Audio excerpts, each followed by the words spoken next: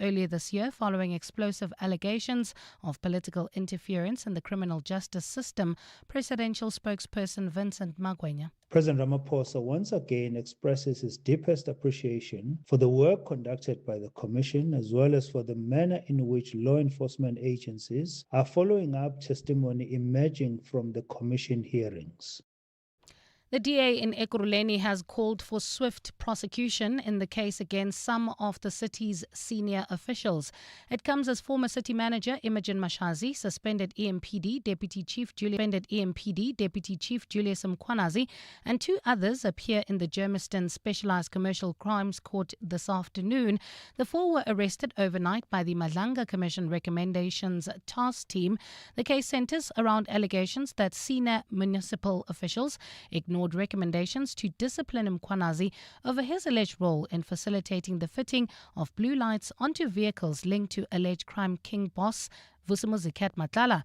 DA Ekurhuleni mayoral candidate Katuchelo Rasilingwane says the arrests are a welcome step.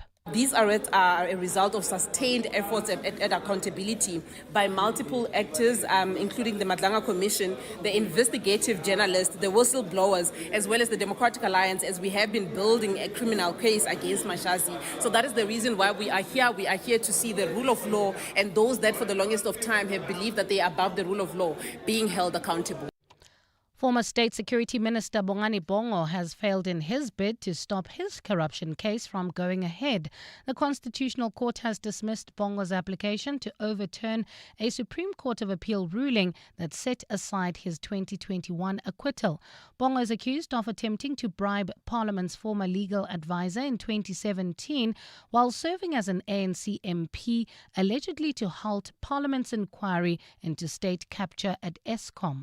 Ntutuzelo Nene reports. Bongo was acquitted in 2021 after the trial court granted his application for a discharge at the close of the state's case. However, in 2024, the Supreme Court of Appeal overturned that acquittal, finding that the trial court had erred and ordered that the matter be heard afresh before a different judge. In April this year, Bongo approached the Constitutional Court in a final attempt to overturn the SCA ruling. The Apex Court refused to condone the late filing of his application and refused him leave to appeal, finding there were no reasonable prospects of success. This decision clears the way for the Western Cape High Court to proceed with Bongo's fresh corruption trial. Ndutuzelo Nene, Eyewitness News. Chairperson of Parliament's Cooperative Governance Committee, Zweli Mkhize, says the National Treasury cannot continue to condone poor financial management. The views follow a decision by Treasury to withhold funding to non-compliant municipalities. At a briefing today, Mkhize said the committee will be focusing its oversight efforts on the 69 municipalities that Treasury is clamping down on to ensure they comply with its requirements. Lindsay Dentlinger has more. Opposition parties are not all in agreement with National Treasury's decision to withhold the quarterly equitable share transfers to poorly managed municipalities, saying it will affect service delivery. Committee Chairperson Zweli Mkhize says while their concerns are justified, municipalities can't continue to act with impunity. We cannot say Treasury break the law because the municipalities have already broken the law. And we are saying municipalities, fix your mistakes and Treasury will give you the money.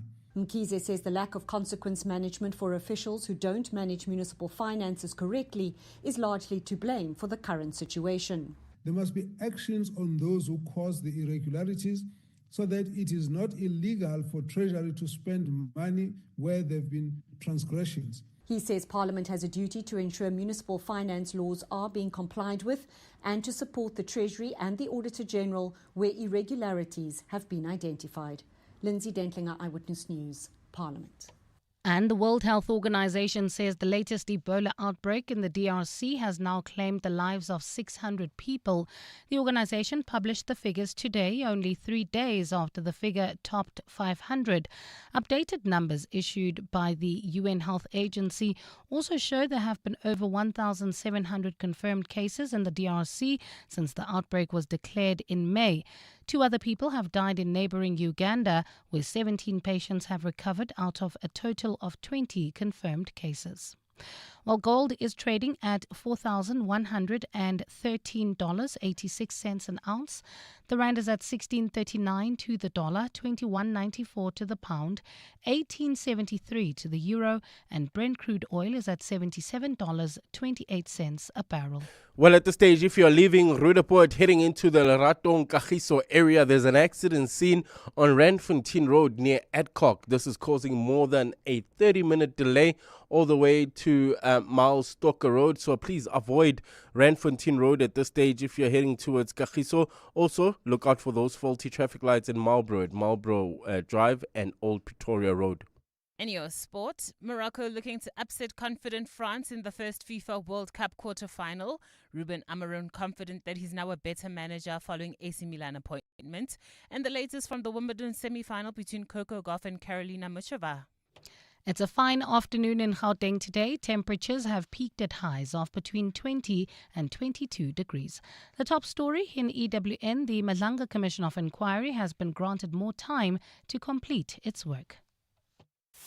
EWN, in touch, in tune, and independent. For the latest, visit ewn.co.za or download the EWN app.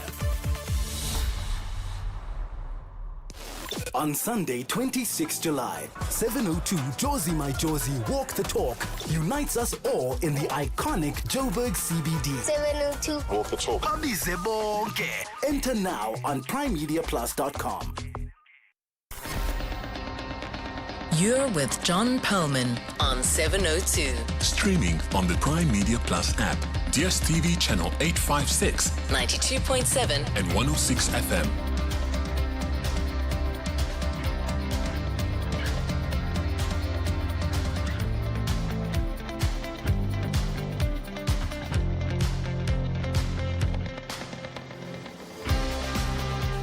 Very good afternoon, everyone. It's 8 minutes past 3 on Thursday, the 9th of July. This is 702 Drive with me, John Perlman. Welcome to the show. Are you struggling with UIF, either as an employer or a person who's trying to claim from the fund? Well, there is huge concern, both from Labour and from business, about the state of the Unemployment Insurance Fund. We'll get the union perspective at 10 to 5 from Matthew Parks. He is the spokesperson for COSATU. 4 senior officials from the Ekurhuleni Metro are currently in court facing corruption charges. That matter going on right now. Who are they, and how might this connect to some other issues and matters that have come up at the Madlanga Commission of Inquiry? Jeff Wicks joins us after 4. He heads investigations at News 24.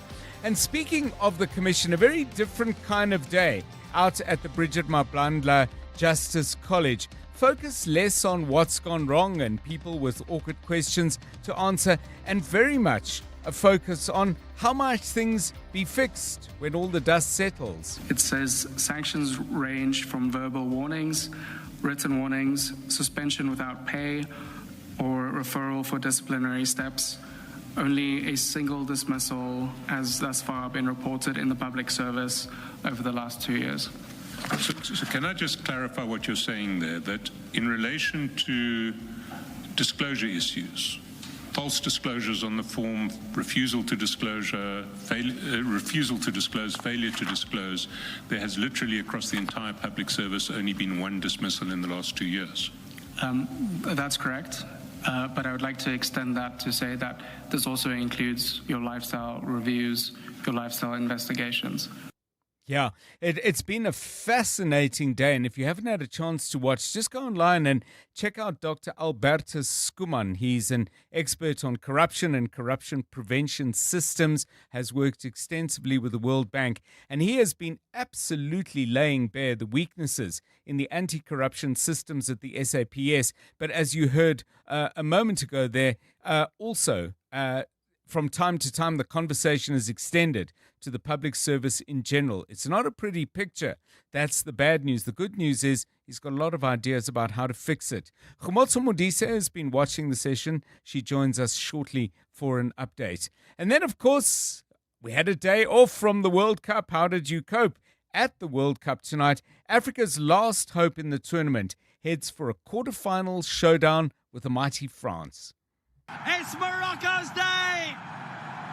The Atlas Lions are heading to the quarterfinal of the World Cup. They've hit Canada for 3. They've been unstoppable in this second half, and they remain a force to be reckoned with. They continue to fly the flag for Africa.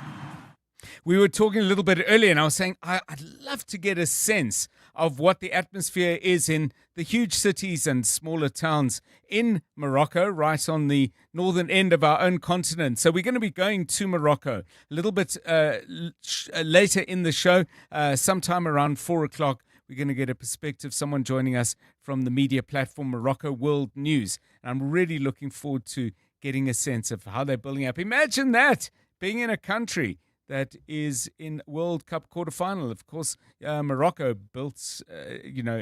went further than that in the last World Cup, reached the semi-finals. So it's not as if this is unfamiliar territory. But I doubt it's getting old. I bet it's getting exciting. That's coming up later. Some music at the end of the shows we always have. Over the years, great female singers who have their own careers have come together, sometimes just the one time, to produce some memorable duets like this one. Tell him that the sun and moon rise in his eyes. Reach out to him and whisper tender words so soft. Celine Dion and Barbara Streisand, just one example of what we're talking about, but there is lots to choose from in this category. So your favorite duet by great female singers coming together, not necessarily in a permanent arrangement, but to produce one, maybe 2 tracks. Send those please to 072-702-1702 and 011-883-0702. On the markets, it's been a better day so far, with the all-share index up by 960 points. Gains have been driven by a particularly rare thing, a good day for gold and platinum stocks, which has pushed the resources index up by 3.5%. Goldfields has gained 4.5%. Northam, the platinum company, is up by 4.1%. That's due to better prices for both metals. The gold price up by $32.95, an ounce platinum by $44.90. Also having a good day, Karoo and Telkom, both up by 5.3%. Not such a good day for Exaro and We Buy Cars, both down by 3%. And after a run of stellar numbers, Naspers taking just a little breather, down by 2.5%. Rand's trading at 16 Rand 37 against the dollar, pretty much where it was this time yesterday. A euro will cost you 18 Rand 72. That's 4 cents weaker than 24 hours ago. 21 Rand 93 will get you a pound. The rand is weaker against sterling by 7 cents. Brent crude still higher than it was before the ceasefire hit the skids, currently trading at $78.45 a barrel. Ray White joining us with all the market news at 4:25. We'll have sport with Tola Kele Mganga. Karabuchali is with us with the traffic news, and Mbali Dlamini joins us at 3:30 with an update on those news headlines she shared with you a moment ago.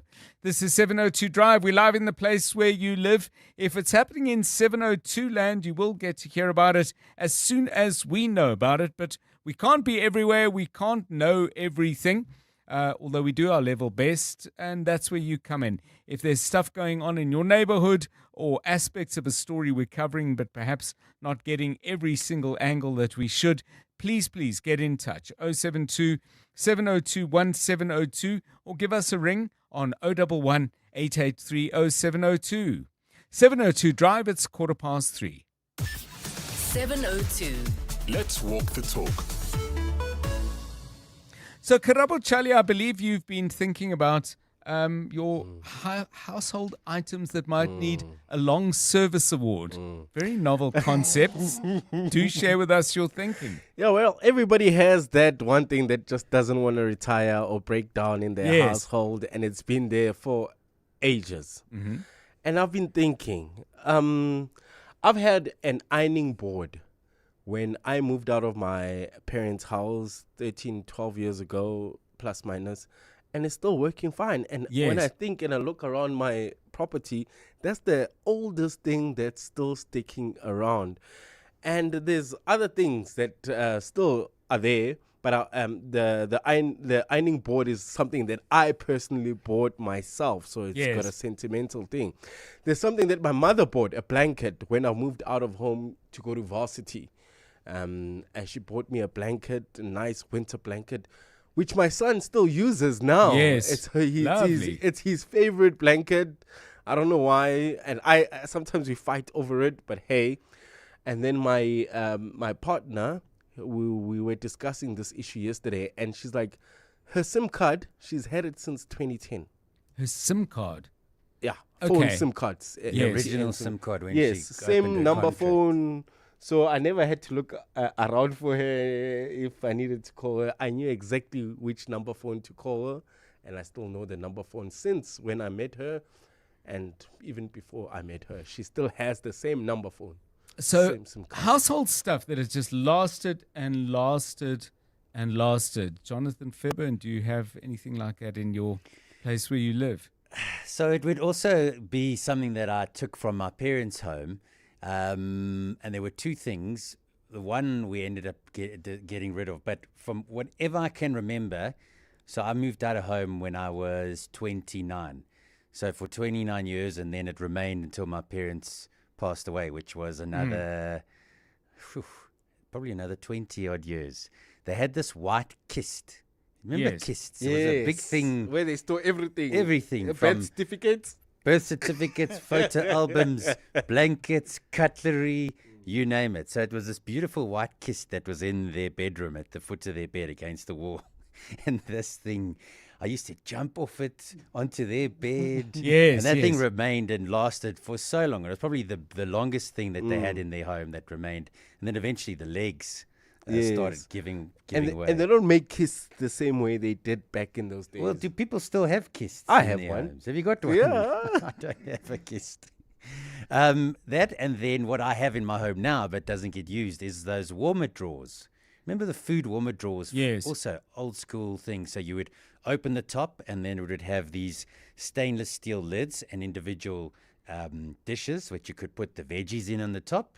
And then at the bottom you could put the meat in dishes as well. And I remember every Sunday when we would have family over, cousins and aunties and grannies, that would be used. And I turned it on the other day. It's in my garage.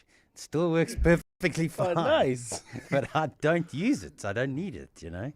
So, I mean, it's interesting because there's stuff that's still useful. Like I've got I think the first ever pasta pot I bought, it's probably 40 years old or 30 years old, but I mean, you expect pots to last, and I've never seen a reason to change it.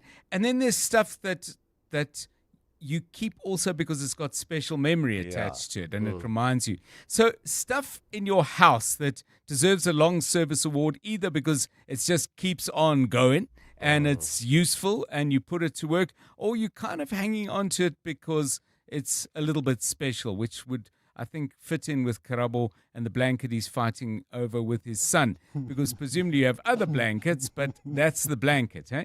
Very special, and the memories attached to it. Tell us your story, please. Stuff in your house that's due for a long service award, and maybe you should get one too for looking after it so well. 072-702-1702. It's 3:20 now, still probably a little early for serious traffic stuff, but you never know. Karabo, how are we looking? Yeah, well, in the Rudeport area, John, unfortunately, there's an accident scene that's heading into the Leratong-Randfontein area.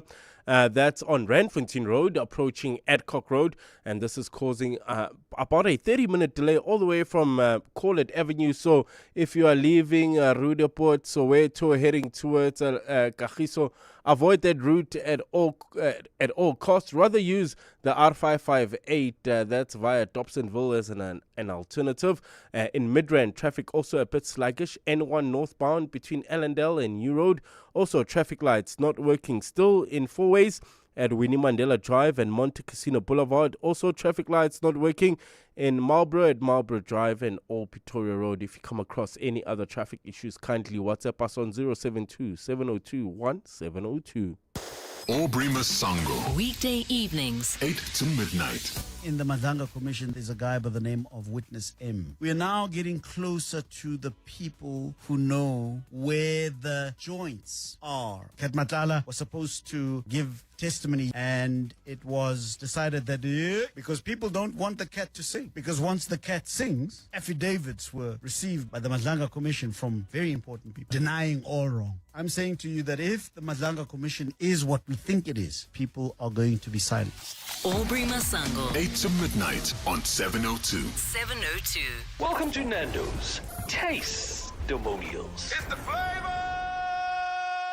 Real reviews by real people. Nico from Kailami is in touch with his emotions. So when we asked about the Nando's Peri Peri half chicken and a single side for only $125, he said, I'm sad.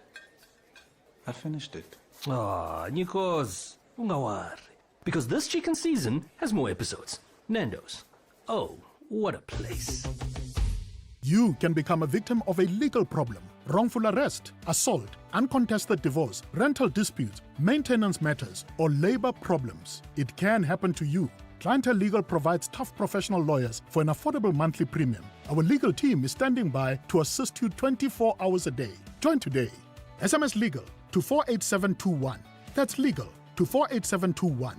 Clientele General is an authorized FSP and licensed non-life insurer. T's and C's online. Standard rates apply. Big advances in health are happening right here in South Africa. Local researchers are studying a new TB vaccine called M72 that could help stop people from getting seriously ill. And programs like Kochimpilo are helping men living with HIV overcome stigma, start treatment, and stay on it through peer support and private chat guidance. It's South Africans helping shape the future of global health, supported by the Gates Foundation for 25 years. Partners of human potential.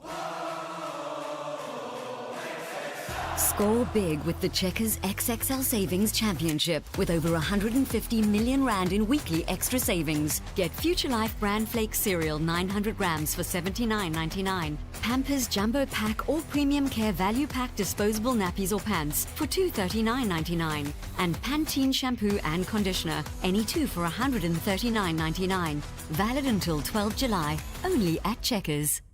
The Money Show. Weekday evenings at 6. Where are you seeing the most fraud? In terms of where we see these things, what we did, we've conducted investigation in different sectors within the health environment. And some of the things, the risk that we've identified is the issue of remunerative work outside public service. SRU Acting Head Leonard Lecheto. The Money Show on 702. Let's walk the talk. The Money Show with Stephen Grootes is brought to you by Absa Rewards. Get double cash back depending on your rewards tier when an African team scores and wins at the FIFA World Cup 2026, courtesy of Visa. Use your Absa Visa card at rewards partners on match days to score. Join Absa Rewards on the banking app. Your story matters. Absa is an authorized FSP and a registered credit provider. T's and C's apply. You're with John Perlman on 702. Let's walk the talk. 702 Drive. We're going to go to what's been going on at the Madlanga Commission of Inquiry in just a moment. But just to update you on this, you might have joined us, not picked this up on our news bulletins. The deadline for the Madlanga Commission to hand in its final report has been extended by 2.5 months. What that also means is that they will continue to hear evidence until Friday, the 2nd of October. The original deadline would have been the end of this month. So a significant extension has been granted to the Commission. The presidency, in announcing this, said if they didn't grant this extension, it would have, quote, the Commission would have, quote, to leave large parts of its work unfinished. So I think that's really important. I think it's inevitable that in the next 2.5 months, other stuff will come up and there'll be other witnesses who need to be called, etc., etc. There every single day turns up new areas of examination, investigation, and interrogation. So that is inevitable and unavoidable. But I think the extension is probably a good thing. Maybe you've got a different view. Give us a call on 011-883-0702. I'm a little bit surprised that they can file their report only in November. I thought there would be an interim report around this deadline because we've had one before. Perhaps I need to just fully clarify that. Does this mean no interim reports between now and then? Anyway, enough of that. Let's get to what happened at the Commission today. Khumotso Modise, EWN reporter, watching things. Khumotso, a very different kind of day, not somebody being interrogated and questioned about their conduct, but somebody giving evidence on what the weaknesses are in the accountability and anti-corruption structures at the SAPS, but also proposing solutions. Who has been up there and what have they been saying? Over to you. Good afternoon. Good afternoon, Dr. John. Well, his name is Albertus Steyn, and he is an anti-corruption and governance expert from the World Bank. And he's really been painting a picture based on a report that he's compiled about the accountability and the loopholes in the disclosure systems within the SAPS. You may know that the police currently are required to fill in a financial disclosure form where they were to declare the items and the assets that they have. However, for some reason, people are able to move their way through these forms, circumvent the system, and get away with having unaccounted wealth without being detected. And that's exactly what Skuman has been testifying about today, testifying about those loopholes and how these disclosure forms often don't go to the extent that is required to compel people to disclose everything. Sometimes, even non-monetary assets, so to speak. But also he goes into how we currently have a situation where people don't necessarily have to disclose when they are using assets belonging to someone else. And we've heard testimony about this at the Madlanga Commission, Dr. John, where witnesses would say, no, I was using, this was a friend's house that I was living in, or a friend's car that I was using. And the conversation has been around how do we get people to disclose that as well, of course, because we know that this is usually in exchange for favors or in exchange for whatever else may be on the table. So that's really been at the heart of the testimony today. And what I found to be interesting are 2 points. Firstly, he speaks about how of the cases that had been before SAPS for review, so there's a process of lifestyle review. Some of those have gone to the next step of lifestyle investigations, but none of them have gone to the point of lifestyle audits. And this is important because the lifestyle audit is the point where a person's wealth will then be properly interrogated.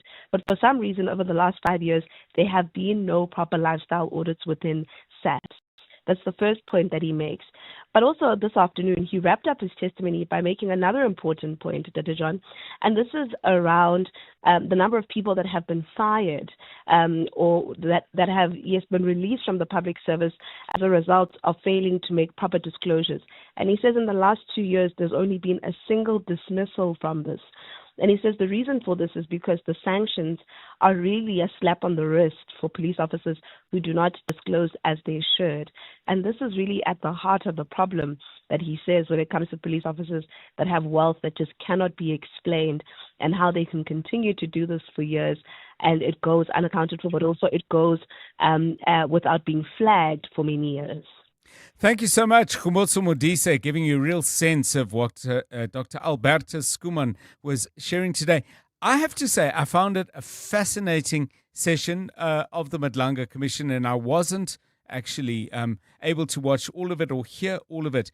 But it was different. It wasn't, that kind of fascinating, but at the same time, in many ways, deeply dismaying spectacle of seeing people who couldn't account for the way they had conducted themselves. But on the other hand, very clear clinical analysis of the systems currently in place at the South African Police Service. And as I mentioned earlier, generally as well, also touching on how these things work in the public service as a whole. But then a whole lot of suggestions, very precise, very doable, very specific about what could be tightened up and why. So we hope to continue following this story, and we're looking to try and get Dr. Skuman on the show so you can hear from him yourself. 702 Drive, it's 3:30. Right, let's catch up with what's happening out in the courts in particular. focused on the Ekurhuleni Metro. Bali Dlamini has that story and everything else you need to know from the news. Good afternoon. Thanks, John. Good afternoon. Well, we begin with news just in. EMPD Deputy Chief Julius Mkhwanazi and the City of Ekurhuleni's Head of Legal Services, Kemi Bihari, have been granted bail by the Germiston Magistrates Court. Mkhwanazi and Bihari were arrested overnight alongside former Ekurhuleni City Manager Imogen Mashazi and a fourth co-accused. They face corruption charges linked to allegations that Mkhwanazi was protected from disciplinary action over claims that he assisted alleged criminal mastermind Vusimuzi Matala in securing blue lights for his vehicles. The court is still finalizing the bail amount and conditions for the two. We will bring you more on this in our upcoming bulletins. Transnet says it's taking decisive steps to restore integrity and rebuild public confidence as it intensifies its crackdown on fraud and corruption. It follows the state-owned logistics company blacklisting 7 suppliers implicated in forensic investigations. Disciplinary action has also been launched against employees accused of colluding with them.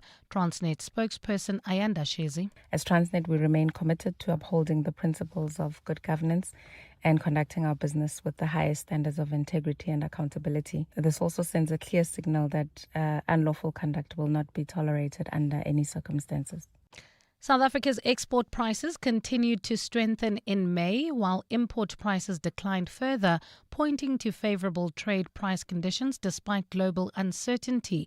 Stats SA says the country's export unit value index rose by 11.8% year-on-year in May, following an annual increase of 8.5% in April. The biggest driver of higher export prices was metal products, machinery and equipment, which contributed more than 11 percentage points to the annual increase. Annelita Fandese reports. The release comes as investors continue to assess the outlook for global demand amid slower economic growth in some major economies and ongoing uncertainty around international trade. Meanwhile, the import unit value index fell 3.1% compared with May last year and declined 0.5% from April. Lower prices for imported metal products, machinery and equipment, as well as food products, were the biggest contributors to the annual decline. The data suggests South Africa continues to benefit from stronger export prices relative to import prices, a trend that can support the country's trade balance, although it does not necessarily reflect changes in export or import volumes. Annelita Fandese, Eyewitness News. Policing resources have been beefed up in Mitchell's Plain and Philippi East in Cape Town following 2 mass shootings. The motives behind the separate shootings are still being investigated. 7 people were killed and 5 others injured in the shootings last night. The police's Andre Trout says they are pursuing all available leads to identify and apprehend those responsible. To prevent any further violence and to enhance public safety, police deployments in the affected areas have been reinforced, with high visibility patrols and crime prevention operations being intensified. And European Union lawmakers have backed kick-starting negotiations on creating a digital version of the euro. The project has been years in the making, but the EU first needs to agree on the legal framework underpinning the virtual currency. Consumers will be able to hold the digital euros in a dedicated wallet, subject to a holding limit, which is yet to be determined. According to reports, the final approval is expected by the end of the year. It's a fine afternoon in Gauteng today. Temperatures have peaked at highs of between 20 and 22 degrees. Rudaport heading into Kagiso Leratong area. There's an accident scene on Randfontein Road approaching Adcock Road, and this is causing heavy delays all the way from Corlett Avenue, while in the Joburg CBD driving from Houghton heading towards Boysons. Expect some delays on the M1 southbound between Killarney Bains and the Crown Interchange. The top story in EWN is also the news just in. EMPD Deputy Chief Julius Mkhwanazi and the City of Ekurhuleni's Head of Legal Services, Kemi Bihari, have been granted bail by the Germiston Magistrates Court. I feel like this year's 702 Jozi My Jozi Walk the Talk is going to be special. We're taking over Johannesburg, and I think this is the one people are going to be talking about in years to come. You should absolutely take part in this year's Walk the Talk. It feels as if it is a moment. If you have heard anything about this year's 702 Jozi My Jozi Walk the Talk, you are going to have such FOMO. You are going to miss out. I'll be working on the day, but I'll also be enjoying interacting with so many 702 landers. I've often thought I'll do 5 and then I end up doing 8, or I think I'll do 8 and then I end up doing 15 kilometers. For me, it's going to be about the vibe, it's going to be about the experience, it's going to be about Jozi. To enter 702 Jozi My Jozi Walk the Talk, go to Prime Media Plus. Make a date with us Sunday, 26th July. See you there. As we gear up for the 702 Jozi My Jozi Walk the Talk, hosted by the City of Joburg on Sunday, 26 July, we're inviting you to help us make a difference this winter. 702 Weekend Breakfast with Gugs Mhlungu, together with MES Homeless Shelter, is running a clothing drive, and we'd love you to be part of it. If you have pre-loved clothing, warm jackets, jerseys, blankets, toiletries, or any non-perishable food items, please donate them. Drop your items off at our 702 studios at 15 Fredman Drive, Sandton. Together we can bring warmth and dignity to those who need it most. Every single item makes a difference to someone. MES is a registered not-for-profit company that has been changing the hearts of the inner cities of Joburg, Cape Town, Gqeberha and Kempton Park since 1986. 702, let's walk the talk.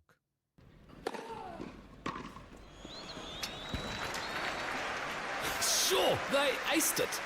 The Championships Wimbledon experience with the Mzansi Advantage is back at Amex Tennistown Monte Casino between 11 and 12 July 2026. Enjoy VIP hospitality, the ultimate big screen experience, a kids fun zone, and so much more. Buy your tickets now on Howler and get 50% off on limited tickets when you use your Amex card. Tennis is better with Amex. American Express Cards is operated under license in South Africa by Nedbank, a licensed financial services and registered credit provider. T's and C's apply. Peregrine Capital presents Brian Habana's Count to 100. In my journey to 100, it started with my first cap, then my second, 10th, 50th, 90th, 99th. Brian Habana, his 100th international test. You get to 100 one decision at a time. For 28 years, Peregrine Capital has applied that same discipline to turn 1 million rand into 100 million. Peregrine Capital. Invest in performance. An authorized FSP. Past performance non-indicative of future performance. T's and C's apply. 702. WhatsApp John on 072 702 1702. I am for John, talking about female singer duets. Two of the modern greats, Shakira and Beyonce, came together to make that song Beautiful Liar. Great track. Thanks. For the show, Sabiha and Joburg. Dr. John, Lindy here. Whitney Houston and CeCe Winans, Count on Me. Hi, and Dr. Okay, please do keep those coming. And thank you. Some of you are sending me some absolutely wonderful pictures of household items that you kept for ages. I've got a picture from Jenny of a beautiful old brown kit. Josie Tsile has sent me a picture of a lawnmower that has clearly mowed a huge amount of lawn, a massive amount of lawn. And then Lukan Yiso has sent me something, but King, I've no idea what this is. We've been staring at it. A few of us. Karapo Charlie can't help as well. Lukan Yiso, just drop me another note because I'm feeling a bit dim and stupid and put me out of my misery. What is that thing that you've had for ages? It looks fine, but I have no idea what it's for. 702 Drive, 072 702 1702 for anything you want to share with us. 21 minutes to 4. EWN Sport. Well, tonight sees the first quarterfinal at the World Cup. And Tola Kele, it's an absolutely beautifully set up fixture. Absolutely, John. And Brahim Diaz says team effort rather than a quest for individual glory will be the key for Morocco. That's if they're to beat France and advance to the FIFA World Cup semi-finals. The two nations clash in the first quarterfinal this evening, with the Atlas Lions looking to emulate their run from the 2022 edition. I want, but the most important, like I say, is not about individual, it's not about me, it's about the team. I don't mind if another one play the assist, another one score. What I want is to win, and yeah, if I can give assist tomorrow, it will be great because it means I have the team to try to win. It's not about me, it's about the team, and the most important is anyone who can make the assist or who can score. It will be amazing for everyone. Ruben Amorim believes that his unsuccessful spell at Manchester United has made him a better manager as he prepares to take charge of AC Milan. After a 6-month break from football, he was unveiled by the Italian giants yesterday, having agreed a 3-year deal. Ironically, AC will play United in their final pre-season match in Poland on the 15th of August. There are a lot of things that I could do better in the last experience, but sometimes it's like that. You need to learn to find the right spot to reach a different level, and that's my thinking here. Finn Russell is fit and will start for Scotland against South Africa in the second round of the Nations Championship on Saturday. He replaces Tom Jordan, while there are further 2 changes to the starting 15, including tight head prop Zander Ferguson being promoted from the bench. Scotland have never won in South Africa, while the Boks haven't lost at Loftus since 2006, a record that Keenan Moody is looking to keep intact. We definitely have something to protect. Loftus is a fortress for us Bulls guys, and for the Boks as well. We haven't lost there. So, and then I think the altitude matter signs is not just about the altitude, but how you want to play. You want to make sure that those guys feel the altitude and the way you play, like put them under pressure. Be real confrontational in our battles and whatever we do. So at the end of the game, they'll feel they've played against the South African side. Over to Wimbledon, where Karolina Muchova has won the first set of her semi-final against Coco Gauff 6-2, while an update from the second sees Gauff 3-1 up. The winner of this game will take on either Marta Kostic or Linda Noskova in Saturday's final. Tolagele Mganga, Eyewitness News Sport. EWN Traffic. Okay, let's find out what's happening out on the roads with Karabo Chali. Good afternoon to you. Afternoon, John. Well, at this stage, accident scene on Randfontein Road. That's in the Rudeport area, approaching the Leratong Kagiso area. That's before Adcock Road, and this is causing heavy delays all the way from Corlett Avenue. Driving through the Joburg CBD, heading towards Boysons. That's leaving Houghton. Expect some delays. M1 southbound between Killarney Pens and the Crown Interchange due to an earlier accident. Traffic also a bit sluggish. This is in Midrand on the N1 northbound from Allendale to New Road in Alexandra. Traveling towards Germiston, Bedfordview, expect about a 30-minute delay. N3 southbound from the Bakru Interchange to Modderfontein Road due to an earlier accident.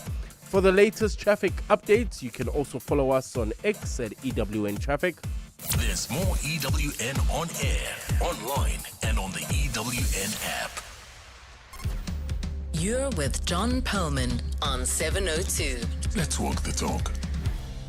Still to come on 702 Drive, we are going to go to Rabat, the capital city of Morocco, get a sense of the atmosphere in that country. 39 million people in Morocco. I don't know if all of them are going to be watching the football, but I would suspect rather that most of them, many of them, are going to be gathered, hoping their country can reach the semi-finals for World Cup for the second time in a row. That's coming up shortly, that interview.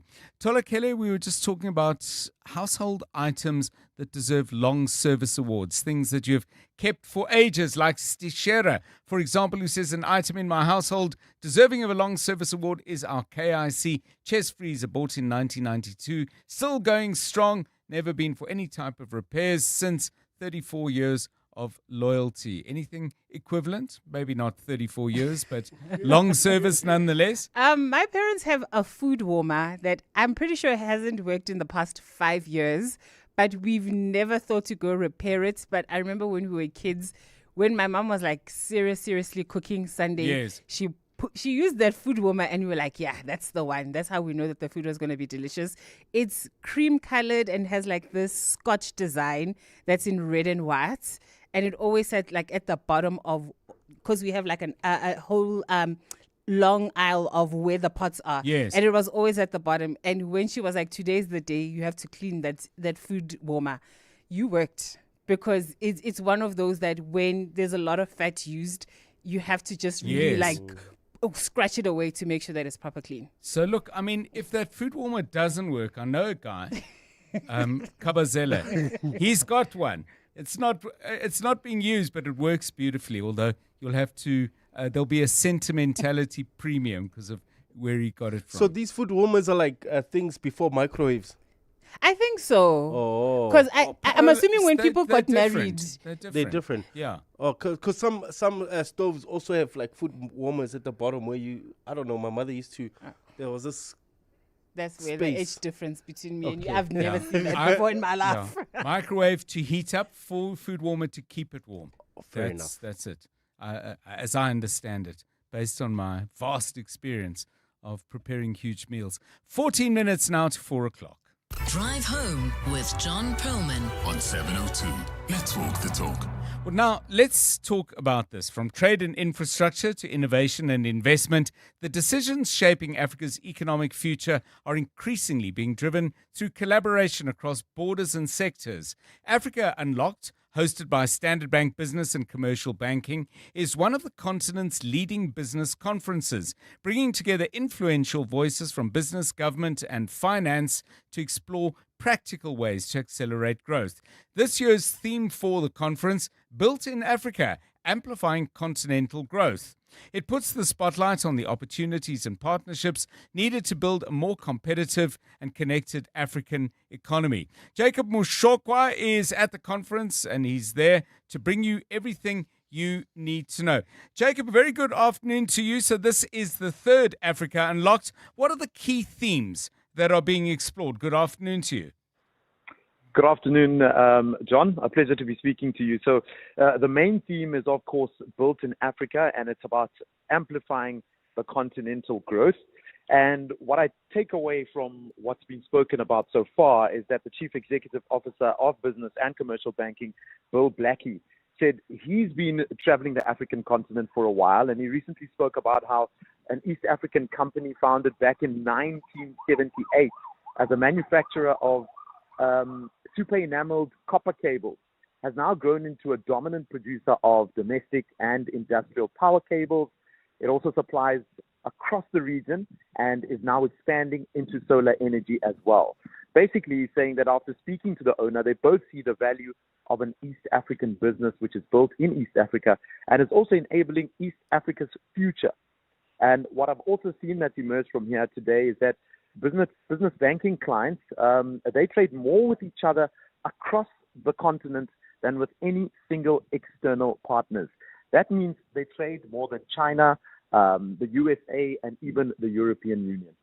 Yeah, it's very interesting. So intra-African trade, you're talking about bankers and people in finance, dealing with each other. But trade in general are the participants saying this is growing? Because it often comes up, Jacob, when we talk about African economic growth, that we should be doing more trading with each other. Exactly. They're all actually saying that African optimism is currently at play here, and a lot of people are seeing it more and more. It reached approximately $220 billion just this past year alone. Okay. And the African Continental Free Trade Area is, of course, the largest free trade area by number. It already has 47 countries under its belt. So the Standard Bank CEO himself, he says that he added that the continent's infrastructure pipeline has never been deeper, and its energy transition ambitions have never been more commercially grounded. And you can see it here on the ground with the various dignitaries, the business personnel, and of course the Standard Bank clientele that are in and about here at this business. And the other thing that I also noticed, John, is that the CEO of Business and Commercial Banking also says amplifying the growth touches on the South African of, Hungry Lion, the fast food chain. Yes.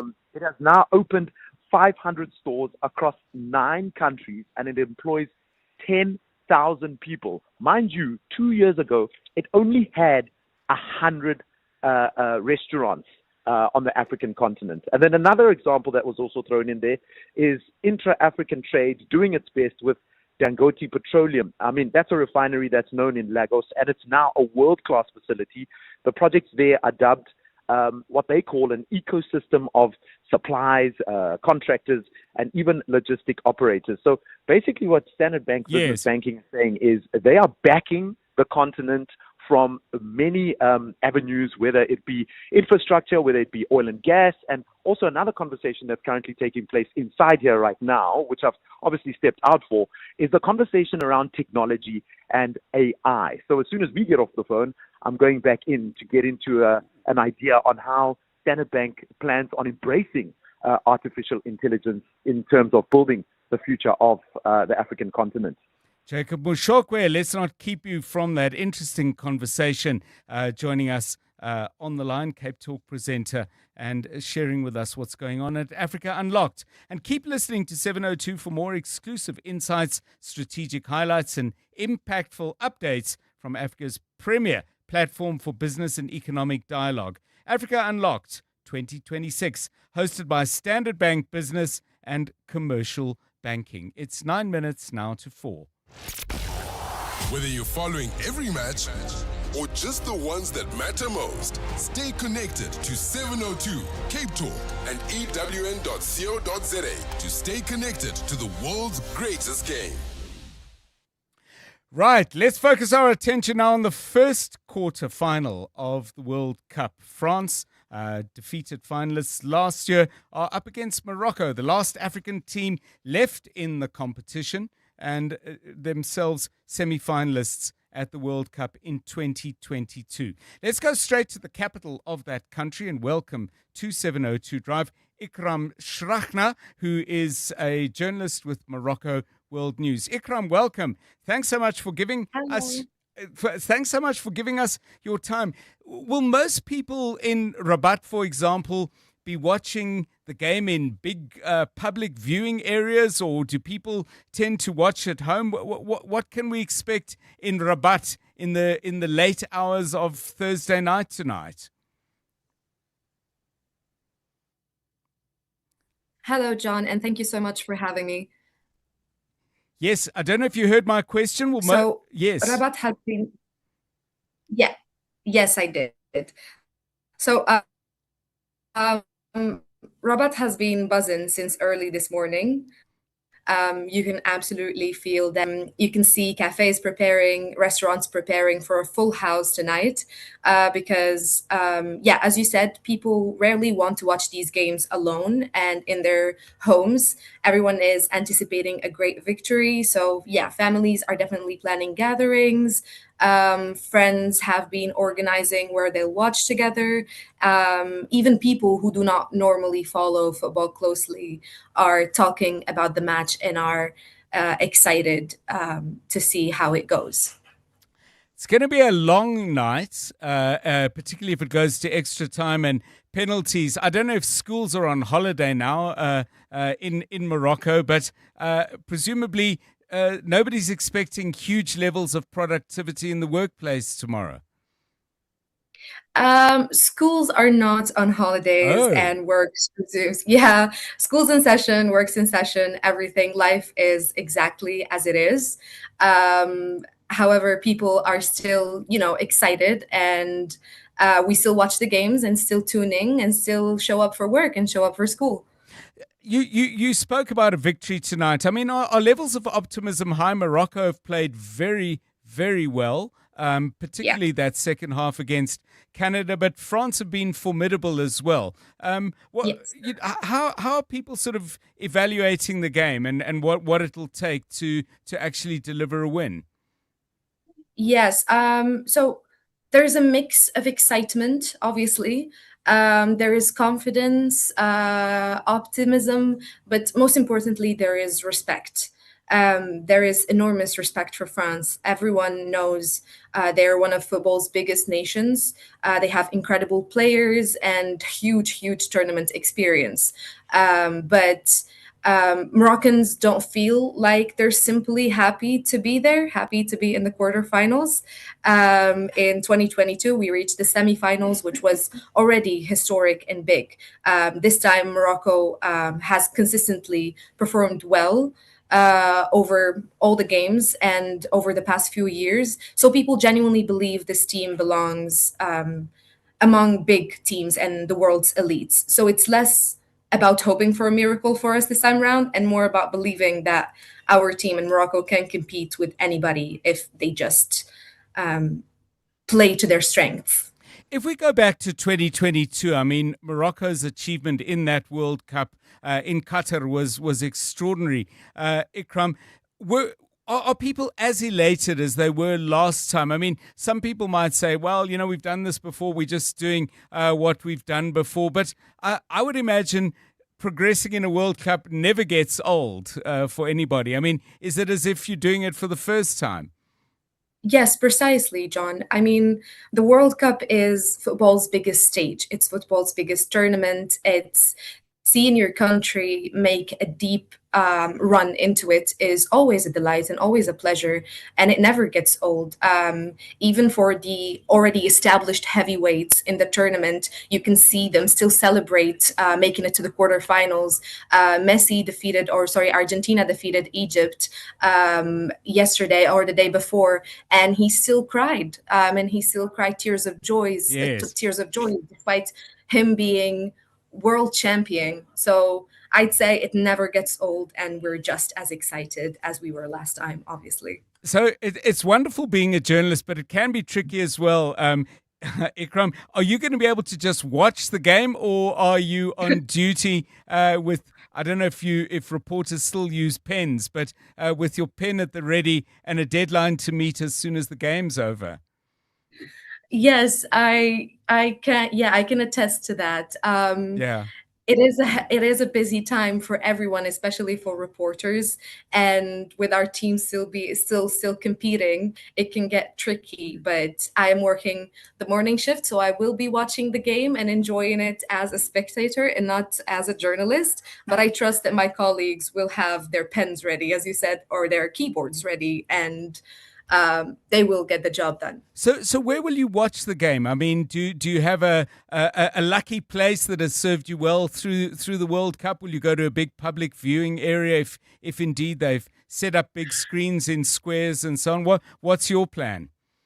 Yes, well, there are fan zones everywhere. There is Okay. one in Rabat, a huge one in Moulay Abdallah Stadium where people gather. There are festivities, there are halftime shows even. But for me personally, if I were to answer your question, my lucky place would be at home with my family, with Yes. my with my father, with my siblings. I've watched every single Morocco game with them, and it has gone well so far. So I am going to stick Don't to change. that. Do not change. A lucky run. Do well, not know. Well, listen, from 11,403 kilometers away in Johannesburg, best wishes from South Africa to Thank Morocco. You are our last African hope in the World Cup, and we hope for a good outcome tonight. Thanks so much for giving us your time on 702. Having me. Yeah.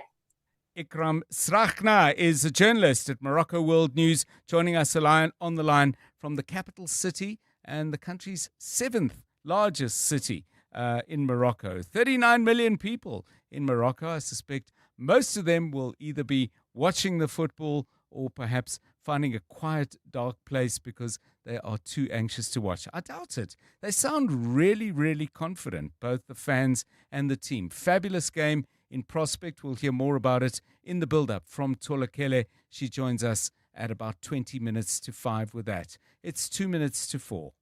In the last 24 hours, this is what's happened in your world. AWN has reliably learned that suspended Ekurhuleni Metro Police Department Deputy Chief Julius Mkhwanazi is among 4 suspects arrested in connection with an alleged corruption case. Well, this case centers on allegations that senior Ekurhuleni officials, including former city manager Imogen Mashazi, shielded Julius Mkhwanazi from disciplinary action. The allegations stem from recommendations by a police watchdog, IPID, that Mkhwanazi faced disciplinary proceedings for allegedly assisting suspected underworld figure Vusimuzi Kat Matlala to secure the city's blue line. EWN, in touch, in tune, and independent. The 702 Josie My Josie Walk the Talk is calling on you to walk with the people, for the people on Sunday, 26 July. Babize Bonke. And this year you can choose from 3 different inner city routes. The 5-kilometer Victoria Yards route takes you from Ellis Park through the inspirational Joburg Cricket Club into Victoria Yards and past the Troyville Hotel. You then finish off at Ellis Park. So whether you're taking on the 5-kilometer 8K or 15-kilometer route, enter now on primemediaplus.com. and get ready for the 702 Josie My Josie Walk the Talk, hosted by the City of Johannesburg. Smart business moves mean more cash flow. Switch to Outsurance Business Insurance and you could get a massive 20% discount on your business insurance premium. Here's Dr. Fahim from Matrix Dental. We were with our previous insurers for many years prior to the switch. We found that Outsurance really understood our business needs. We are happy with our premiums. I wish we had switched sooner. Get a quote to switch and save today. Visit outsurance.co.za or call 0600 60,000. Licensed insurer in FSP. TCs and information online. Right, gang. Are we all in? Liam? Here. Ethan? Here. Andrew? Here. Luca? Luca? Yeah. Amelia? Yeah. Violet? Yeah, Mom. Introducing the Chungun CS75 Pro, a powerful turbocharged engine, modern safety features, and room with 7 seats for everyone. Hey, that's not everyone. You forgot Choppy, Mom. Oh, Choppy. The all-new CS75 Pro. Chungun. Driven to evolve. This is EWN. Mkhwanazi and Buhari have been granted bail, and an expert witness digs deep into disclosure gaps at the Madlanga Commission.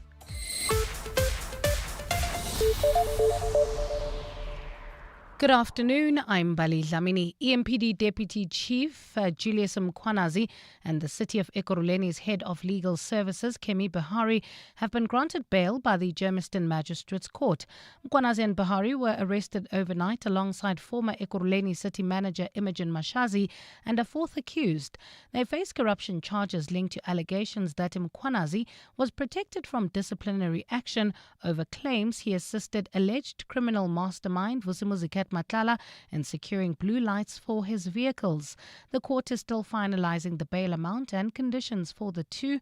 We will continue to bring you more updates from the story in our upcoming bulletins. An expert witness has told the Madlanga Commission that the gaps in the requirements of financial disclosure forms explain why many senior police officers have gotten away with unexplained wealth.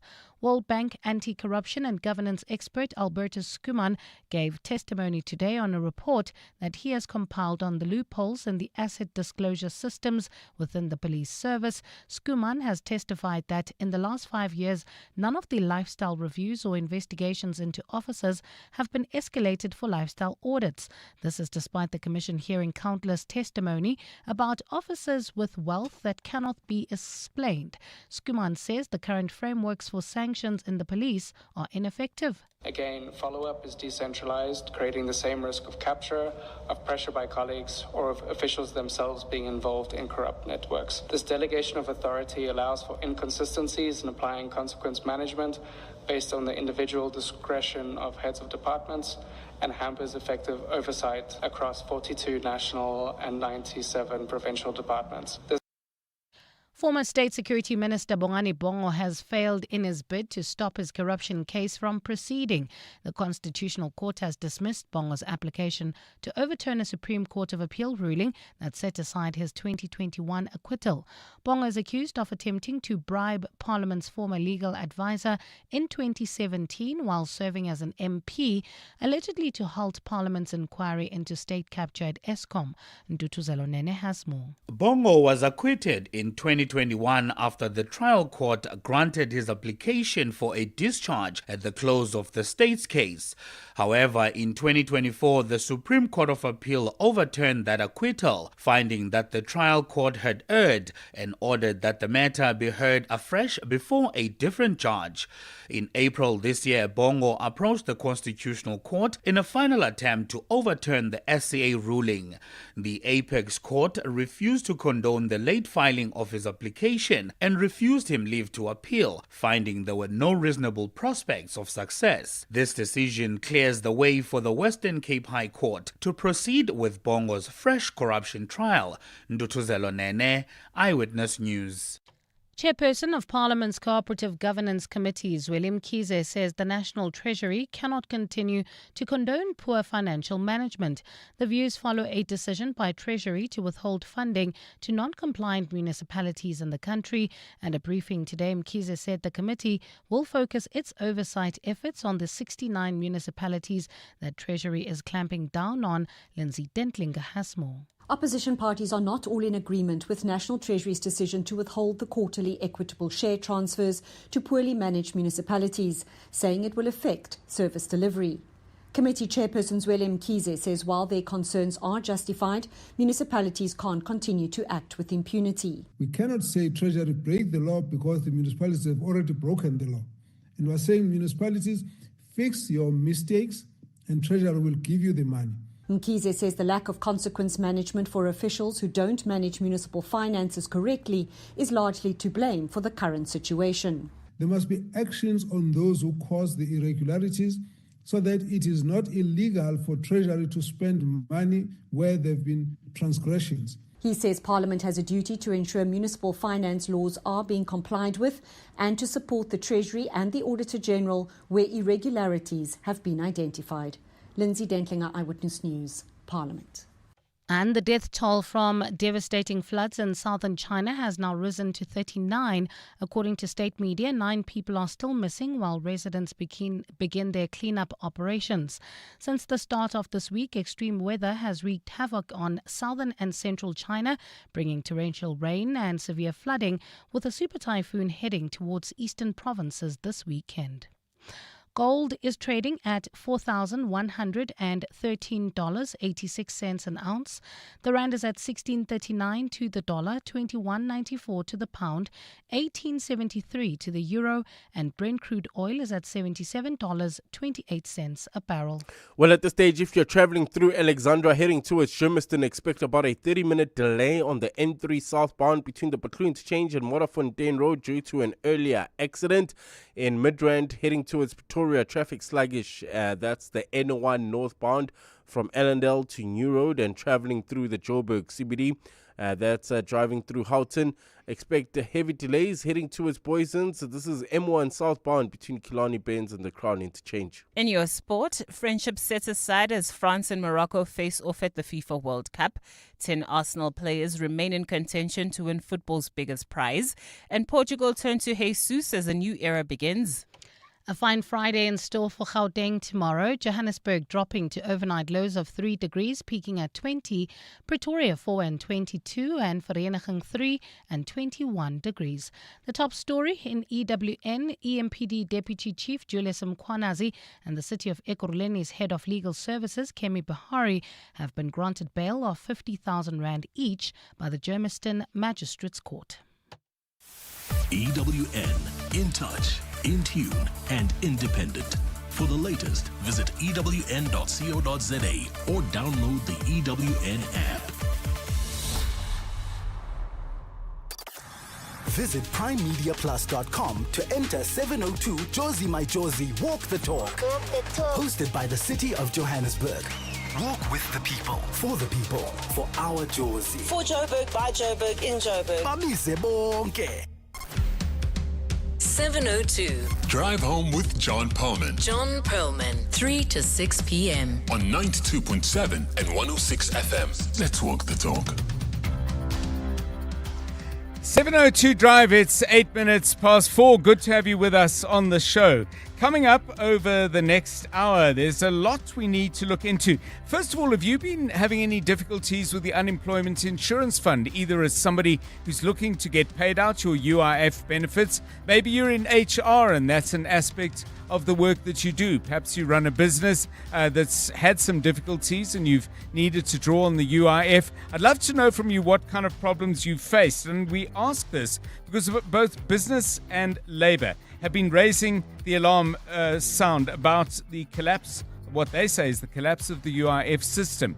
We'll hear from the union perspective at 10 to 5 when we're joined by Matthew Parks, COSATU Parliamentary Coordinator. as I look up at my screens, they are still busy in that court out in Ekurhuleni, where 4 senior members of the Ekurhuleni, one of them a former member, I should say, but 4 senior officials who were part of the management and leadership team at the Ekurhuleni Metro that very much came under the spotlight at the Madlanga Commission of Inquiry, are currently applying for bail. They are facing charges on corruption and related matters. 2 of them have been granted bail so far, and the court is still hearing matters and evidence in regard to the other 2. But what's the bigger picture? Who are the 4 people? And why is their case so significant? Following the pattern of the Madlanga Commission, hearing evidence, things being laid bare, and the authorities, you have to say, moving fairly swiftly to get things done and get them resolved, certainly get them into court with a view to resolution. Jeff Wicks, who blew the whistle on much of what has gone on in Ekurhuleni quite a number of years back, investigative journalist at News 24, joins us in a moment to give us his perspective. And then, speaking of matters that are not being or haven't been resolved quite so speedily, we're going to return to the story of the suspended headmistress at the Pretoria High School for Girls. Philippa Erasmus has been suspended for many, many months now, and there is an update on what's before them and the Gauteng Department of Education by way of a settlement. We'll talk to Craig Heslett, chairperson at the chairperson of the school governing body at the Pretoria High School for Girls. That's coming up at about 20 minutes past 4. Quite a few of you commenting on the Madlanga Commission and some of the evidence that was presented before that. And then we asked you that question: what is the item in your household that has served you on and is deserving of a long service award? Eldon King has sent me a picture of an old JVC stereo with the instruments, what do I call them, sitting on top of a pair of speakers. And Eldon says the hi-fi was bought by my in-laws in 1976. I don't know, wedding gift, Eldon, maybe. And it was handed down to our family and still plays perfectly well to date. And I can only assume that with the turntable on top, you've still got some vinyl. And with the cassette player second from the bottom, you've still got some cassettes as well. Thank you, Eldon. Wonderful picture. By the way, the one I said that I have no idea what this is, it was actually a picture of a microwave, because another picture was sent. So we're not as much in the dark as we were. Let's hear from a couple of you as to your thoughts about things in your house that really either deserve retirement or a gold watch. 702. WhatsApp John on 072 702 1702. Hi, my name is Sunita. This is such a fascinating topic. We had our dishwasher since we got married 23 years ago. And when it packed up late last year, the guy who took it away, he says, do you know what? They don't even have parts. They don't have anything left of this because it's just so old. And he was shocked what good condition we'd kept it in. And also the ironing board, a beautiful Brabantia ironing board from our wedding registry, another 23 years old, absolutely perfect. And like my kids say, they really honestly don't make them like they used to. It's Sunita. Hi, John. Talk about longevity. We have a deep freeze. I think it might have been a Kelvinator or a KRC. I can't remember what brand, but a big chest deep freeze that I got secondhand from friends of mine who emigrated in 1978 about. And I've used it all these years and passed it on to my son, who's still using it, and it still works. And I don't think it's ever been serviced. But gee, that thing is like cockroaches. It doesn't die. Good afternoon, John and the team and the 72 lenders. John, I've got this drum that is about probably older than me. This drum, when I was born, there was no water availability around the area. Then my father brought, I think it's 100-liter drum. Then my family used to go and carry water with it and roll it. They could roll it because there were scarce availability also of wheelbarrows. Then they will roll it I still have it, and I'm turning 49 this year. Then it seems like it's older than me, the drum. I still have got it, actually. Thank you. Have a nice afternoon. Seppo here from Karankua. All the stuff that people have kept, you've looked after it well, and these things have looked after you. 14 minutes past 4.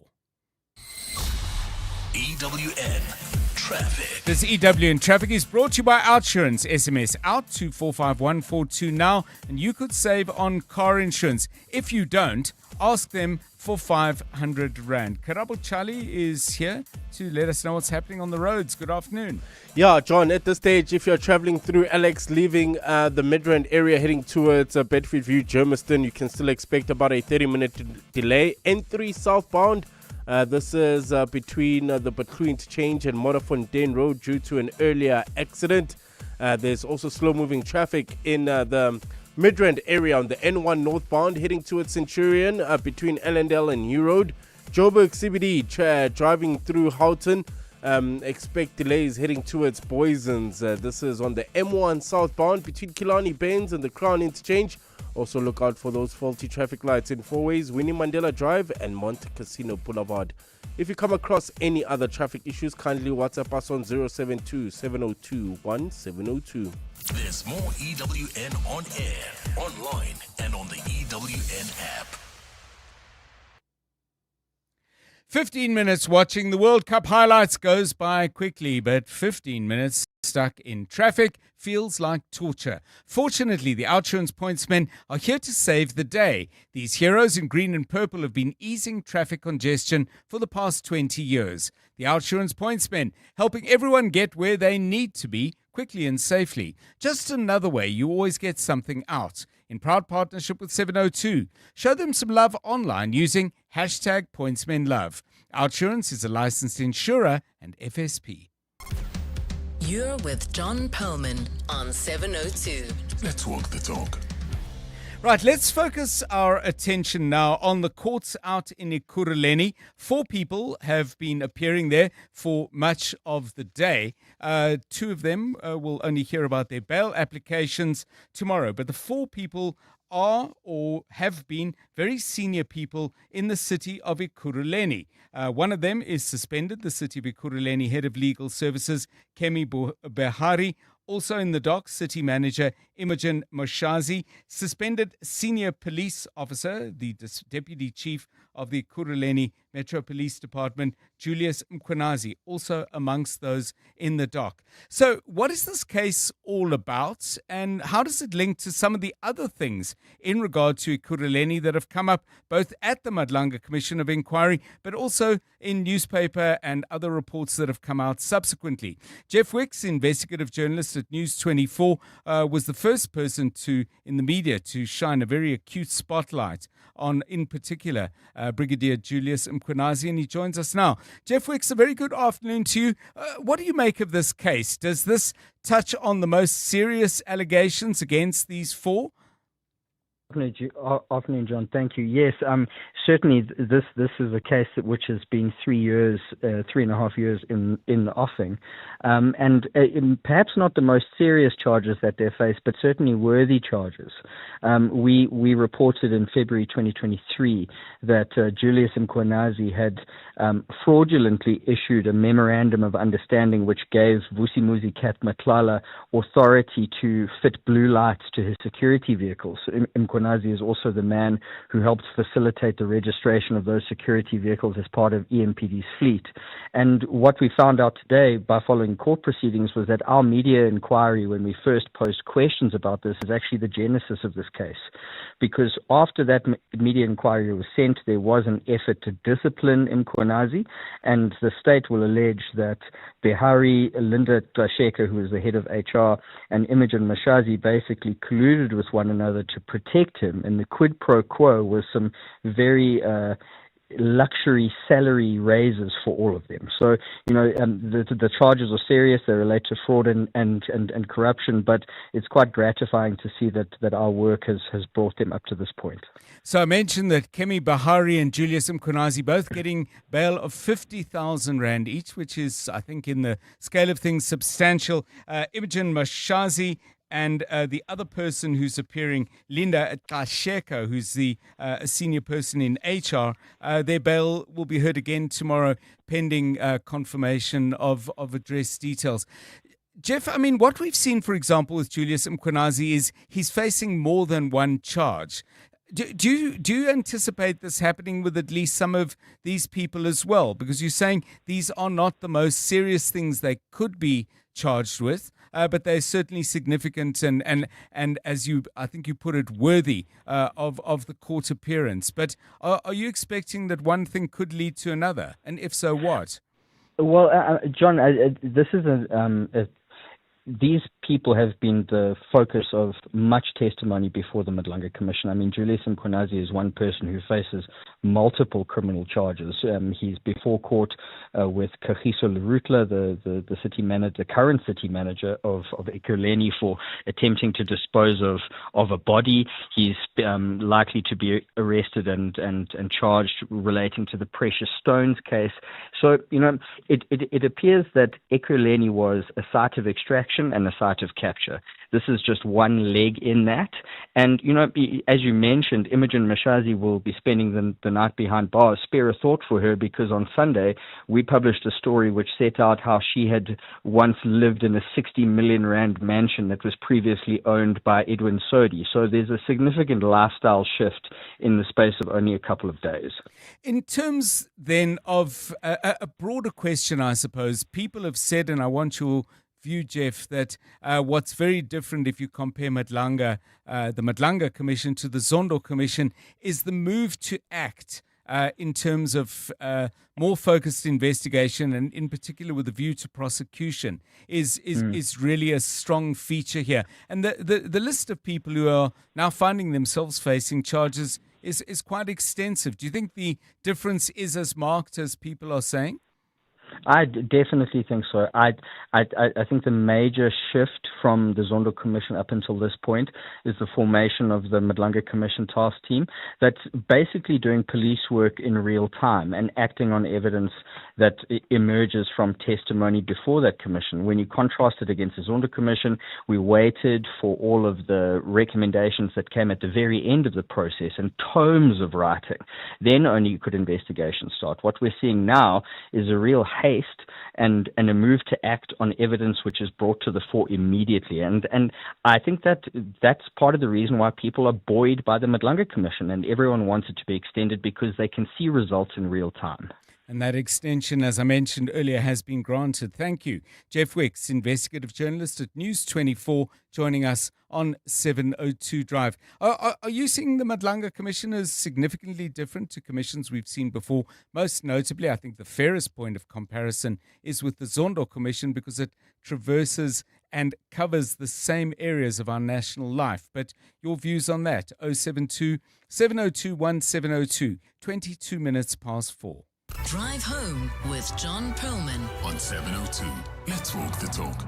Well, let's turn to another matter now. I'm sure many of you will recall the issues around the Pretoria High School for Girls. It was prompted by allegations around a whites-only pupils WhatsApp group. That was the way it was characterized. There were then various investigations. A 2024 independent investigative report was acted on, but the report itself was never released to the public. And now we have further developments, and to update on that, us on this, we're joined by Craig Heslett, who's former chairperson of the school governing body at the Pretoria High School for Girls. Mr. Heslett, welcome and thanks very much for your time.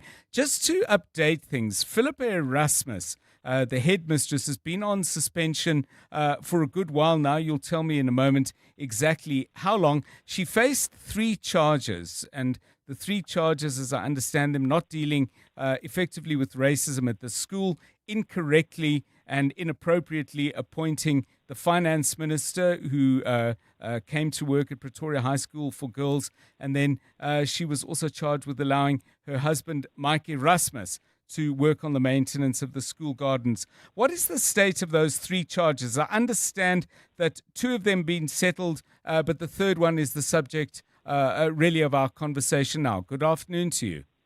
Hi, good afternoon, John. Thanks so much for having me on your show. I do appreciate it. Yes, it's a bittersweet message that I probably need to deliver in the sense of very proud and glad to say that Philippa has been cleared of all of her charges. The department, so going back to her 3 charges, the first one she was found not guilty on very early in the process. The second one, we went to the appeals and we managed to squash that one. And then the third and lingering one of her husband working free of charge in the gardens was supposed to be part of a hearing at the end of April. And the department approached Mrs. Erasmus and decided to settle prior to actually going through that hearing and acknowledging that she is now not guilty on all charges. So this settlement, I mean, what did the settlement involve? Did the settlement involve the department saying, look, this issue around your husband working free of charge in the school gardens is not an issue? Did they say the characterization of that as nepotism and abuse of position was false? Was it, or was it a thing we're agreeing to let this go away? No, and I don't want to go into the detail. I think the fight for us now, or when I say the continuation now, is for the SGB to get this elusive report that is still lingering. The details behind the settlement or the agreement between Mrs. Erasmus and the department, in the SGB's view, was almost an acknowledgement of we shouldn't have pursued this for the last 24 months. So therefore, we indirectly apologize. Can we please just make all of this go away? So for how long has Pretoria High School for Girls been without the services of Headmistress Philippa Erasmus? Mrs. Erasmus was suspended for 3 months at the end of last year. Okay. She served her 3 months and she came back and led the school adequately after that. And I understand she's now leaving the school. Yes, she is leaving the school. It has nothing to do with the challenge that we're having with the department. It's a big loss for education and for Pretoria High School for Girls. But I'm very proud that she has been approached, and she's now been approached as the executive head for Woodhill College, which is part of the Cura Group. So just a final thought there. I mean, has the school put this behind them? Is this done? I know that there is obviously a sense of grievance around how long it's taken to resolve these issues, and you did say that you are still trying to get hold of that report that was produced by a law firm, I think, on behalf of the Gauteng Department of Education. But in general, has the school just settled back into school life? Yes, the school has. So the bitterness is still there, John, but the school has carried on. And I'm grateful to say that the educators and the learners have embraced the challenges, and they've all moved on. The challenge, or the fight, I don't want to call it a fight, but the pursuance is driven by the SGB. We will be in the Supreme Court of Appeal in Bloemfontein at the end of the year, as we still would like to see and get a copy of this report, so that we could procedurally just check the fairness and the justice of the report, and then we can also put it and subject it to proper scrutiny. Craig Heslett, thank you, former chairperson of the school governing body at Pretoria High School for Girls, 28 minutes past 4. EWN Business. Ray White, a very good afternoon to you. The JSE in the black today, so that's a rare moment, and Resources doing quite well. That's right, John. A different day on the markets today, with yesterday's losses being corrected in some sectors like your resources. The oil share up at the moment 1.06% to 109,497 points. Telkom up just over 6. Karoo gaining 5.22. Implats up over 5. MTN up just over 4. So you can see what's happening today. Losses, though, for Naspers and Prosus. We saw those gains earlier on this week. We're losing 2 each so far. Also, we buy cars in negative territory. Well, most emerging market stocks and currencies have edged higher as investors look past the fresh escalation in the Middle East. There have been follow-up attacks with Iran attacking Kuwait and Bahrain following the US strikes, but markets have stabilized. Meanwhile, though, also AI-aligned stocks have rebounded from their recent dip, pushing South Korea's Kospi up about 0.6% this morning, while equities in China registered their biggest one-day jump. So markets being corrected around the world, also seeing this in the US at the moment. But this does locally come with the news that manufacturing production has decreased. Latest figures show manufacturing output fell 4.3% year-on-year for May, after falling 2.9% year-on-year in April. Factory production, though, increased 1.1% month-on-month in May. So those are your figures there. The Rand's also gained back some lost territory today, now 16.34. That's the dollar. The pound at 21.89.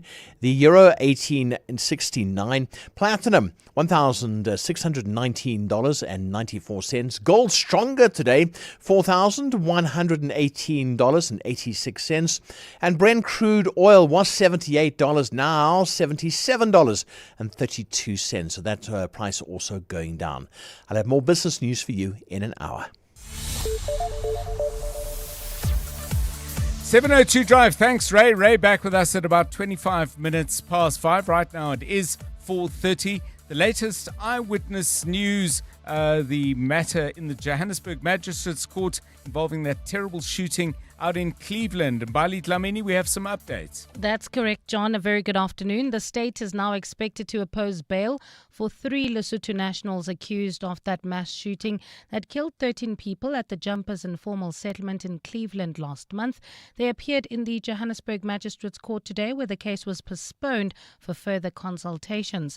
Their lawyer, Advocate Pomozo Sadiki, maintains police have arrested the wrong men. Dimakatso Lishoro reports. Lawyer for the trio, Advocate Pomozo Sadiki, claims his clients were only linked to the shooting because they are Basotho and nothing more. He claims they were assaulted and coerced into signing confession statements which he intends to challenge. I've shown that the alleged confession, and they've indicated that they only were informed to sign. They are indicating that they were assaulted and they were just made to sign. Sadiki says despite the horrific charges the men are facing and them being foreign nationals, there is no basis for the state to oppose bail. They've been in South Africa for a while. Addresses have been verified positively, so I was informed by the investigating officers. They've got their spouses who are residing here in South Africa. Sadiki has denied his clients are involved in illegal mining. He says they earn a living through recycling. Dimakatso Leshoro, Eyewitness News. A Gqeberha man who carried out one of the Eastern Cape's deadliest mass shootings has been sentenced to life in prison. Mzwandile Mahambehlala was sentenced by the Gqeberha High Court for the January 2023 attack at a birthday celebration in KwaZakhele, where 8 people were killed and 3 others wounded. The court heard that 2 armed men arrived at the gathering and opened fire after one of the guests questioned why they were there.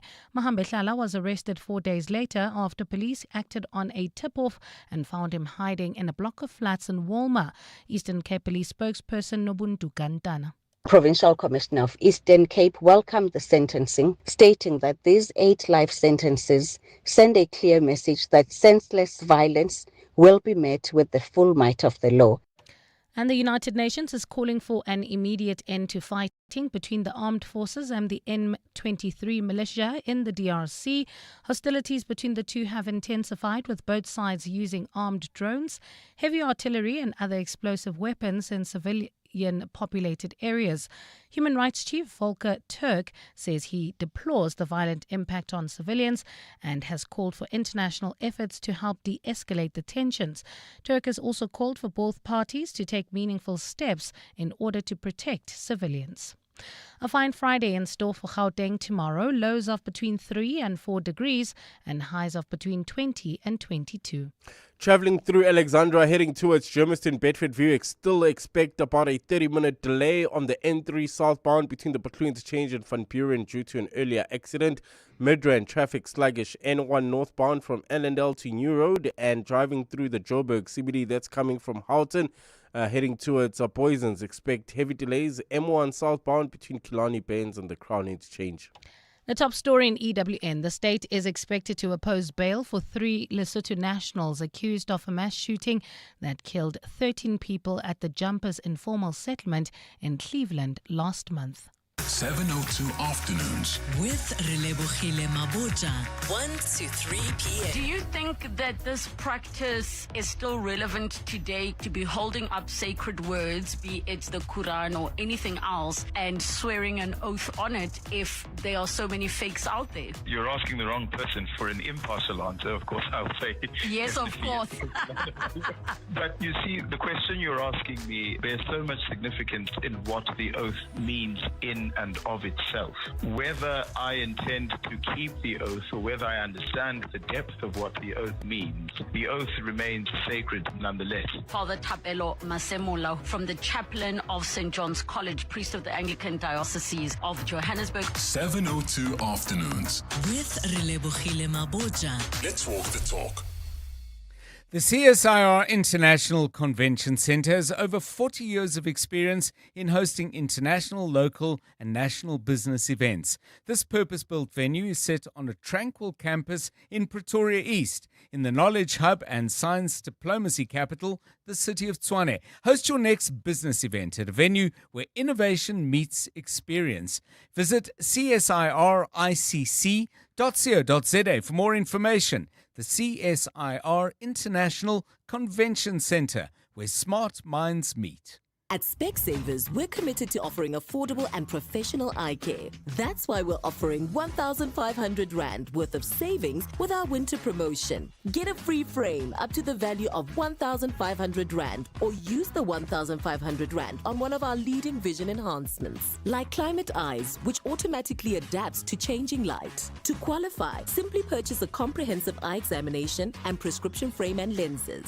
Affordable eye care, Specsavers. T's and C's apply. Jozi is moving. People are showing up. Communities are stepping up. We see you, Jozi. Asambe. ABSA is proud to partner with 702 Walk the Talk on 26 July. Thousands will take to the streets of Jozi CBD and celebrate what makes this city iconic. Visit absa.co.za/702 Walk the Talk. ABSA is an authorized financial services and registered credit provider.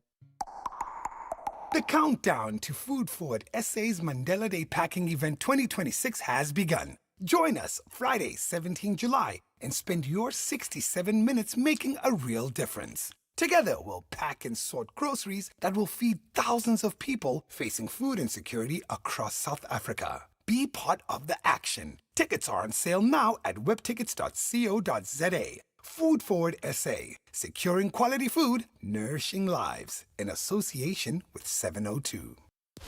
On Sunday, 26 July, the entire city unites for the 702 Jozi My Jozi Walk the Talk. Walk the talk. And because Joburg is more than just a city, we'll be walking for the people. So join us and help make a difference to homelessness in the city by entering on primemediaplus.com and donating vouchers. Donate the voucher, Which is a cashless way to give, helping people experiencing homelessness access a hot shower, a meal, a bed, or more support. Anybody can join and everybody can donate. 702 Jozi My Jozi Walk the Talk, hosted by the City of Johannesburg. Enter and donate now on primemediaplus.com. 702. WhatsApp John on 072 702 1702. So when I was listening, talking about Madlanga being extended, that's very good because they need to get their job done properly. And then today with the session, when I was listening to Dr. Skuman, everything that he was saying, it's what every general has said on that witness stand, I don't know what to call it. Starting from when the other one, Sibia, there's a friend who borrowed him a car. He was using the car. And then the other one, some were lending money from Matlala. So you could see that every general, every policeman, every person who came and sat on that stand, all of them, they had like some sneaky way of getting things, favors from their friends. And then you also know that they were also giving favors from their friends. So they need to close that loophole. A comment on the Madlanga Commission versus Zondo. I think the reason we didn't see a lot of movement and people getting arrested in the Zondo Commission is because the people who were supposed to enforce these arrests are the same people that are getting arrested now. So obviously there would not have been a will at that time to do anything because majority of them, they are the ones who are under questions at the Madlanga Commission. So it makes sense that there was never any real, movement in terms of people getting arrested with the Zondo Commission. The corruption in law enforcement is just too much. No, Madlanga and Zondo are not the same. Zondo are the big fish, are the ministers, are the deputy ministers. But here at Madlanga, it's all about police corruption. What? Zondo is a big. We are big fishes. The Zondo Commission. Yeah. That is one way of looking at it. Now, I did ask you a little bit earlier if you've been struggling with UIF. Linda sends us this message. Linda, I should say. I retired in 2022, age 75. After numerous attempts at getting my UIF payments, I gave up. I'd been paying for UIF contributions for 56 years. Many of you still telling us about and sending us pictures of your appliances and household items that are still soldiering on, like Zena, who says, I have a General Electric fridge with a round top and pull handle that is 75 years old and working perfectly. Yeah, those sort of fridges with bellies, that's the way I remember. They're kind of, bulged out into the rest of the kitchen. This is a picture from Papa G of an old stovetop iron that looks wonderful, like a real collector's item. So please do keep those coming on 011 883 0702. And the reason I mentioned the UIF, by the way, is in about 10 minutes' time, we'll be talking to COSATU Parliamentary Coordinator Matthew Parks, because COSATU, on the one side and the world of organized business on the other, is really ringing loudly alarm bells around the state of the Unemployment Insurance Fund. He's with us a little bit later in the show. 19 minutes to 5. EWN Sport.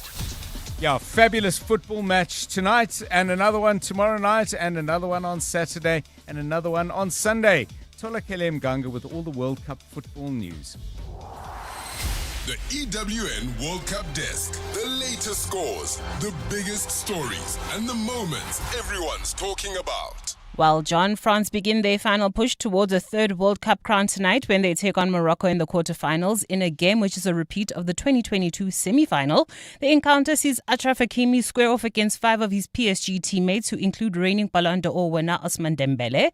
The Atlas Lions captain holds the record for the most World Cup appearances by an African player with 12, and Brahim Diaz has praised his leadership as they target back-to-back semi-final appearances. No, I have only good words for Achraf. He's our captain. He's the best right back in the world. He's showing every time. Yeah, it's a pleasure to play with him. It's a pleasure to be a friend of him. So happy to be in this team because, like I say, every one of us, we are important. We try to give everything for the country, for the all Moroccan people who support us. So happy to have a player like Achraf Hakimi in our national team. With the expanded World Cup now down to 8 nations, Arsenal still have 10 players involved in the tournament and looking to get their hands on football's biggest prize.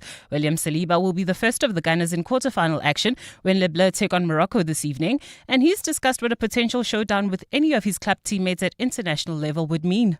Of course, but I think there are a lot of games still, and of course, if we want to win the World Cup, we have to beat everyone, and if we have to play against England, we have to play against England. But there is too many games before, and we have to win the next game first.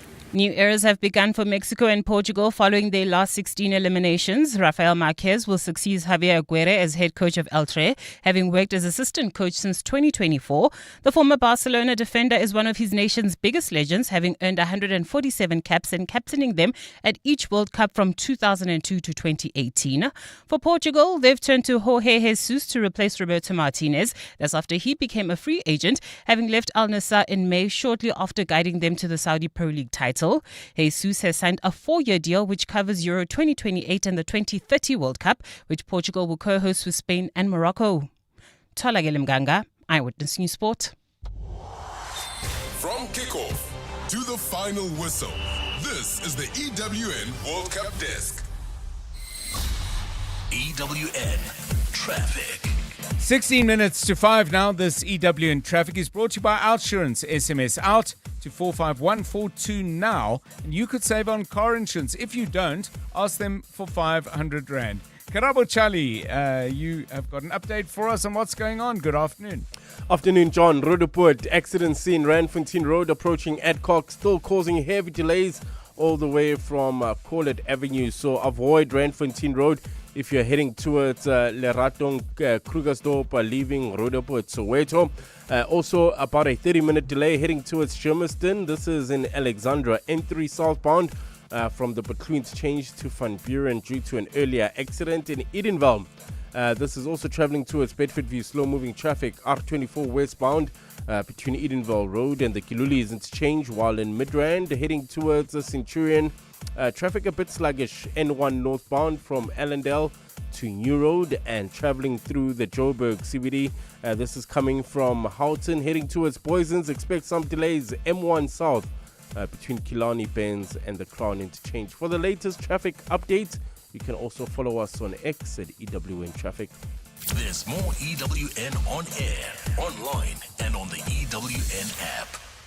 Clever excuses for being late, number 94. I ran out of petrol and had to push my car to the petrol station. Fortunately, with the Outsurance pointsman on the roads, you no longer have to come up with creative excuses for being late. The Outsurance pointsmen have been easing traffic congestion so we all get to where we need to be quickly and safely for the past 20 years. With Outsurance, you really always get something out. In partnership with 702, Outsurance is a licensed insurer in the FSP. You're with John Perlman on 702. Let's walk the talk. So it's coming up now for 14 minutes to 5. Quite an interesting little debate going on X around working at home. And someone called Johan Bierman posted something which I found really interesting. He said, it's not bad. I just found it lonely. Interaction on Zoom is different than interaction in person, for me at least. Also, as an aside, with AI taking hold of everything, we humans need to get out there and human, talk, have drinks, eye contact, be a person. So we've had many different waves of working from home. There was obviously what was prompted by COVID. Then many companies and individuals kept that arrangement going. There was a push to get people back at work. Then with the massive hikes in fuel price and general cost of living pressures, I think there was a desire to stay at home as much as possible, at least cut down on some of those petrol bills, but also save some time as the traffic got busier and busier and the roads got less and less easy to navigate. So I'm really curious to know your work from home stories. Is it something you really wish you could do? Is it something you're doing but actually you find a need, as Johan is saying, to get out and have interactions in person? It's a thing we've discussed before, but it's always nice to clock in and get some kind of update as to where people are at, particularly if you've found either your circumstances change or your mind changing on this issue. Tolakele, have you ever had an extended period of working from home? And is it something you've ever thought that could be nice? I mean, I have to say, I love coming into work and I love interacting with other people. And I'm not just saying it because I'm sitting opposite you guys, plus Karabo Malapile, who's keeping us you'll on get air. your increase, John. Don't worry. I'll make sure of it. If I'd known that you were the person to come to, the scuff tins would have been a daily thing. The only time we even experienced like remotely working from home, like during COVID, I think was that first week. And at the time, we had a voice trainer, Noreen Alexander. And I remember she was so mad at all of the anchors because she was like, all of you guys just sound like you've just woken up. Yes. Because one of the things about being in a newsroom is because we're always chatting. So our voices are warm by the time you have to deliver your bulletin. So she could really feel that we were all separate from each other. So that experience, I kind of get why she always wanted us in the building with each other. Right. I do wish I would have just like one day a week, because the process of waking up, being stuck in traffic, having to do everything, then go back home, it is a lot. If I just had like one day a week where I could just like woosa and do whatever I needed to do from home, I'd be happy with that. 1 day a week is, it's 52 days a year. I'll miss you guys very much. How about you, Karaba? Charlie, have you ever worked from home? And if so, if not, do you have any desire to explore it? Most definitely. During COVID, I worked at home for those few, 6 months or so, 9 months. And I loved it, John, because I was not stuck in traffic. I didn't have to wake up extra early to take that shower, have breakfast, blah, blah, blah. But what I didn't like, but I found it pretty cute, it's because I had to cross live to do my traffic and sometimes do talkers and stuff like that. But my son was still young and he didn't understand. He was 3. And he just wanted my attention. So half of the time when I was at work, he was sitting on my lap. And back then, we used to sign out and say, Karabo Charlie, EWN traffic. Yes. And for the longest time, he stopped saying, Papa. He would say, hey, Karabo Charlie. Karabo Charlie. I was like, no, I'm not Karabo Charlie to you. I'm Papa to you. So that was the interesting dynamics. I'm glad that is over. did he ever say, okay, Papa, EWN traffic? He would say, Karabo Charlie, EWN traffic. Lovely story. So, your working from home journey, give us a call if indeed it's a journey you've been on. When COVID started, I was still doing radio at that time at Kaya FM, and immediately I was doing my show literally from home. It was a shorter show, so it was more manageable, many fewer moving parts in terms of sports and traffic coming in. So it made a certain amount of sense, but boy, did I feel isolated. Maybe that was just because it was part of COVID anyway, and the general isolation we felt at the time. But no, I do love the unpredictable, incidental contact that I get from being in a workplace with lots of people. But maybe that's not your thing. And as someone pointed out on this timeline, by the way, where's one? Quite a few people are saying that, if you've got kids, it's a different conversation, it's a different decision. And obviously I defer to that. 9 minutes to 5. You're with John Perlman on 702. Good afternoon, John and the team. John, you are so witty. I just love your interactions with Tolagela every day. I always look forward to listening to you guys. Your comebacks, oh man. Just the Scafton thing killed me this time around. Great show as always. Joel from Kempton Park, have a splendid evening. Yeah, thanks so much, Joel. Love working with this team, and I hope it comes across.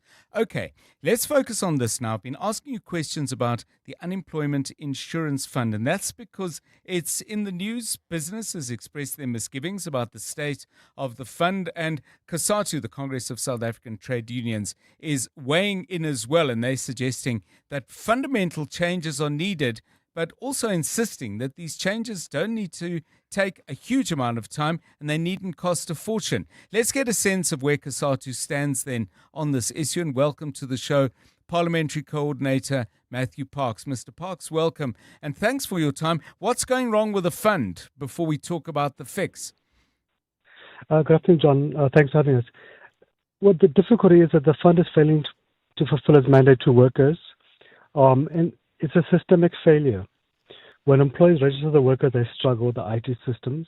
When workers try to apply, they also struggle. They go to the labor centers across the country, and you'll find queues stretching, into the hundreds of people long. Workers might have to wait 3-4 days to be assisted. The systems are frequently offline, so like Home Affairs. Workers can wait weeks, months, even years to receive the UIF benefits, and similarly with the Compensation for Occupational Injuries and Diseases funds too. These funds are constantly bogged down by allegations of serious amounts of corruption. And so the task of this unemployment insurance fund is to assist workers when they're on maternity leave or parental leave, to give them some financial relief. If workers lose their jobs, or if they're injured or they're diseased or die during the course of the work, to receive compensation. And these funds are paid for by workers and employers' contributions. They're not funded by the state. They're there to assist workers in the moment of need, and they're failing to do so. And we've struggled. We've been having this discussion as COSATU, our colleagues in other labour federations, our colleagues in business. We've been having this discussion for 6 years since COVID on a turnaround plan to assist these funds, to bring them into the 21st century, to make sure they serve workers, that there's not issues of corruption and so forth. And on every single front, they are failing to assist workers. So for us, it's a crisis stage. Yeah, it is a crisis. Now, I was struck by something you said, Mr. Parks, that on the one hand, systems are dysfunctional. On the other hand, there are serious allegations of corruption. And I'm wondering if the corrupt actually have a vested interest in making sure that systems are not made more robust, because in addition to them being more efficient in executing the mandate, i.e. accurately and promptly paying out people who've been contributing, but it also means that, perhaps the degree to which the systems are vigilant and corruption proof is also diminished. Do you think there is conspiracy is the wrong word, but real intentionality in delaying the upgrades and the fixes? We think so, and we think that corruption can thrive when systems are inefficient, when there's a lack of transparency and so forth, on many fronts. So, for example, workers often have the contribution deducted from their salary. Often employers don't hand over those contributions to the UF, so the employer charges the money, or only hands over part of it, maybe for 20 workers out of a headcount of 100 staff. But workers can't know that until they go and claim the benefits, and they find out, no, there's no money there for you, despite them having contributed for years. So if the systems are efficient and transparent, like a pension fund system, workers could go and check online and say, yes, indeed, John has paid my monthly contribution this month. I'm safe, There's issues because the systems are so porous and so weak that people who are just purely criminals submit fraudulent claims, whether as workers or as employers, they take the money. You have officials inside submitting fraudulent claims and pocketing the money themselves. Yes. And so the UF also invests in labor activation programs to try to help save jobs, to create jobs, so not just to pay out money for unemployment benefits, to help to grow the economy. And often those schemes themselves are racked with tenderpreneurship, with corruption, with inside, interests, colluding and so forth. And so there is a real crisis. And again, workers have the right to be irritated and to be angry because this is their money and it's there to assist workers when in the moment of need. And on a macro scale, yes, most workers do receive the monies. I don't want to give the impression that it's just 100% stolen, is not. But the fact that the system is broken, workers struggle on so many fronts, and workers will come to us as COSATU to assist. And I've myself countless times intervened, and I would know that if John came to me to assist him with his UIF benefits, it'll take me about 6 months of sending emails after emails. And I'm fortunate I can write to a commission of the UF. The average worker on the ground, a domestic worker, doesn't have that privilege, and so she is going to struggle. And so many workers will just fall through the cracks because they just give up. They can't afford to sit for 4 days in a queue hoping they might get lucky. Matthew Parks, thank you, COSATU's parliamentary coordinator. And on the point he made in the last part of the interview where he was saying just how long these things take to resolve, Lebo echoes that and says the UIF issue is a long-standing one. Women go back to work from maternity leave 4 to 6 months later, and they still will not have received their funds. That happened to my sister. She still didn't receive her money, by the way. Her son is 12 years old now. It's appalling. And she goes on to say it's one of those systemic failures that is almost normalized until it spills over and can't be contained. Lebel says, look at what's happening with Home Affairs and border management failures now. We've watched and normalized it for years. Now the government is clutching at straws to contain it. I think this push on the UIF, by the way, is quite focused. Business, through its organized structures, has withdrawn from the NEDLAC aspects, the NEDLAC platform where they engage over UIF. COSATU is staying in there, but pushing hard through interviews and public awareness like the one we've just had with Matthew Parks. Anything you want to say about UIF? 072 702 1702. In the last 24 hours, this is what's happened in your world. EWN has reliably learned that suspended Ekurhuleni Metro Police Department Deputy Chief Julius Mkhwanazi is among 4 suspects arrested in connection with an alleged corruption case. While this case centers on allegations that senior Ekurhuleni officials, including former city manager Imogen Mashazi, shielded Julius Mkhwanazi from disciplinary action. The allegations stem from recommendations by a police watchdog, IPID, that Mkhwanazi faced disciplinary proceedings for allegedly assisting suspected underworld figure Vusimuzi Kat Matlala to secure the city's blue line. EWN, in touch, in tune, and independent. Ready to redefine what's possible in your career? Join Wits Business School's virtual open day on Thursday, 16 July at 5:30 p.m. Discover postgraduate diplomas, master's degrees, and executive education programs that will challenge your thinking, unlock new opportunities, and prepare you to lead with confidence. Register today at wbs.ac.za. Wits Business School, sculpting global leaders. The pain of losing a loved one is never easy. It will leave you feeling overwhelmed. At Clientele, we understand that burying loved ones with dignity truly matters. Our funeral plans pay out cash within just 24 hours, and you receive 200 Rand airtime when you claim to make those important calls. Plus, we cover up to 13 people on one plan. SMS funeral to 31586. That's 31586. Clientele Life is an authorized FSP and licensed life insurer. T's and C's online. Standard rates apply. It's that time of the year. Sore throats, congestion, wet and dry coughs, pain and fever. For trusted relief for you and your family, ask your pharmacist to recommend a winter survival pack from the Adcock Ingram OTC range. With products like Medikil A, Expigen, Corenza Parac, Adconapamol, Dilinct Junior, and more, we have you covered this winter. Remember, Adcock Ingram OTC, sponsors of Brave. This is EWN. Mkhwanazi and Bahari to be released on 50,000 Rand bail each, and expert witness digs deep into disclosure gaps at the Madlanga Commission.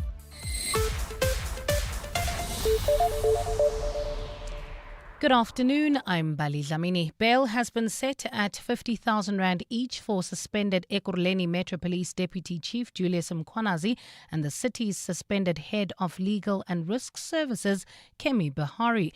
The pair appeared in the Germiston Magistrates Court today after being arrested overnight on corruption-related charges. They will remain in custody for now, as the bail office had closed by the time court proceedings ended today. The case, investigated by the Madlanga Commission's recommendations task team, centers around allegations that Mkhwanazi was protected from accountability over the so-called Blue Light saga linked to alleged criminal kingpin Vusimuzi Kat Matlala.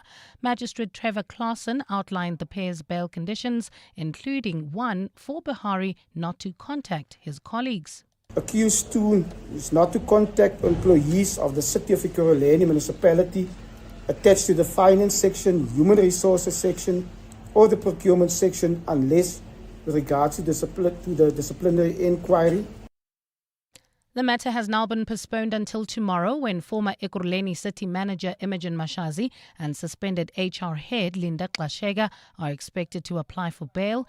NPA spokesperson Kaiser Khanyago says some of the accused residential addresses still need to be verified. Because the reason why they are separated is because they still have to verify the addresses of the two and to make sure that everything is tied up. Because if those addresses are not verified, it might cause problems in the future. An expert witness has told the Madlanga Commission that the gaps in the requirements of financial disclosure forms explain why many senior police officers have gotten away with unexplained wealth. World Bank anti-corruption and governance expert Albertus Skuman gave testimony today on a report that he has compiled on the loopholes in the asset disclosure systems within the police. Skuman has testified that in the last 5 years, none of the lifestyle reviews or investigations into officers officers have been escalated for lifestyle auditing. This is despite the Commission hearing countless testimonies about officers with wealth that cannot be explained.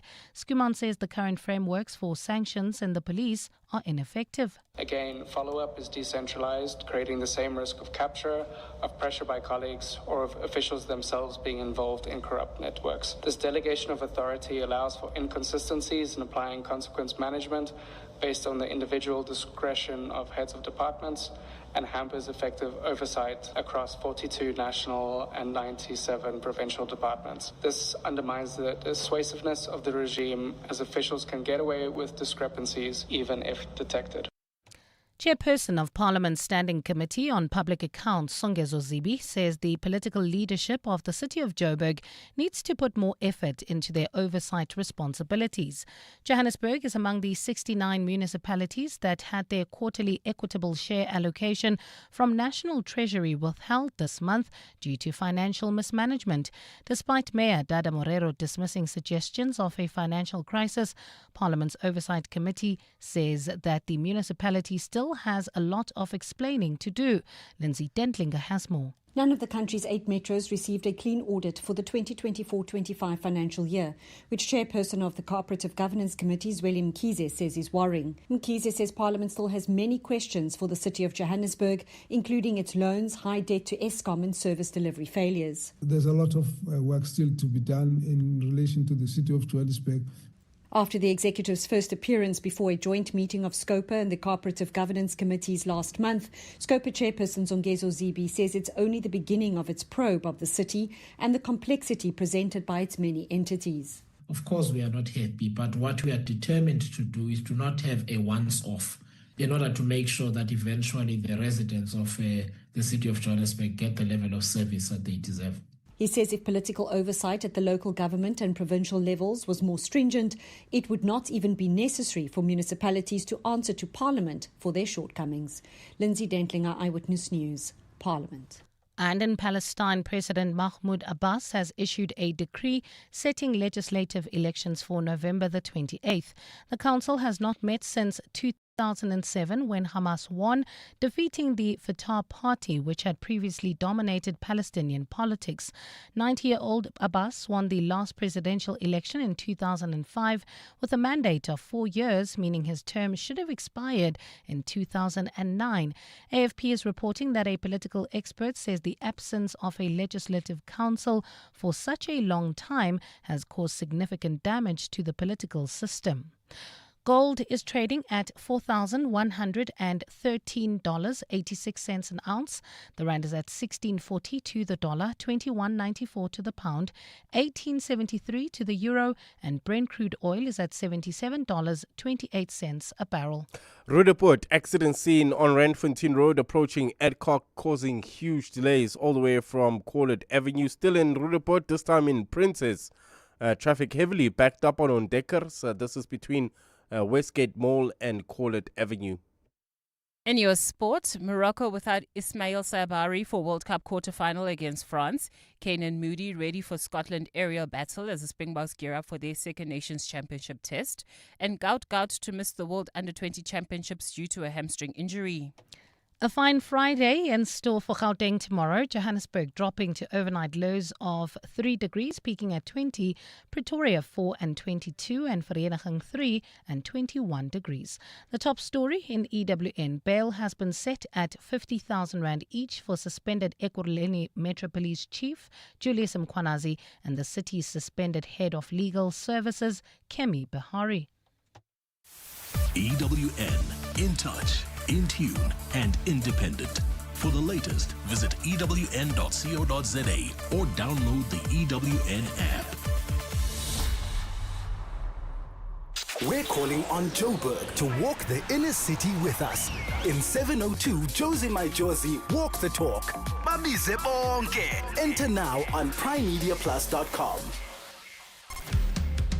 702. Drive home with John Perlman. John Perlman, 3 to 6 p.m. On 92.7 and 106 FM. Let's walk the talk. 7:02 Drive, it's 8 minutes past 5. Great to have you with us for the final hour of the show. A lot of you are commenting on the problems with the UIF system, and we'll play some of those.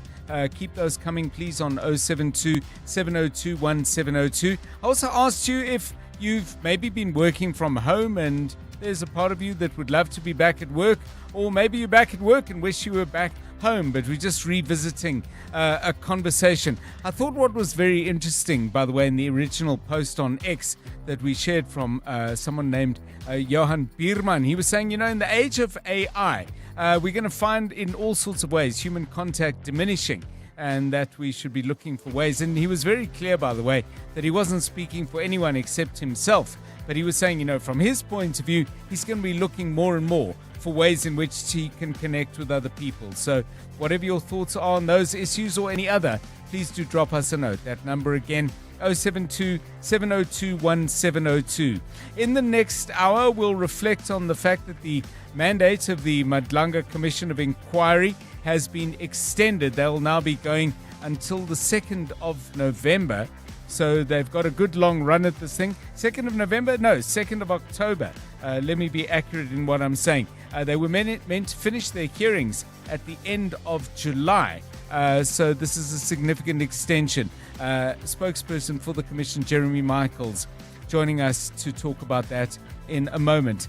And then a rather troubling issue that's getting more and more coverage, and that is as many more people turn to drugs like Ozempic that offer an opportunity to assist weight loss, but they are pricey, are starting to use drugs that are imported into the country. Many of them are brought in illegally, and they may have significant consequences for your health. We'll talk to the South African Health Products Regulatory Authority.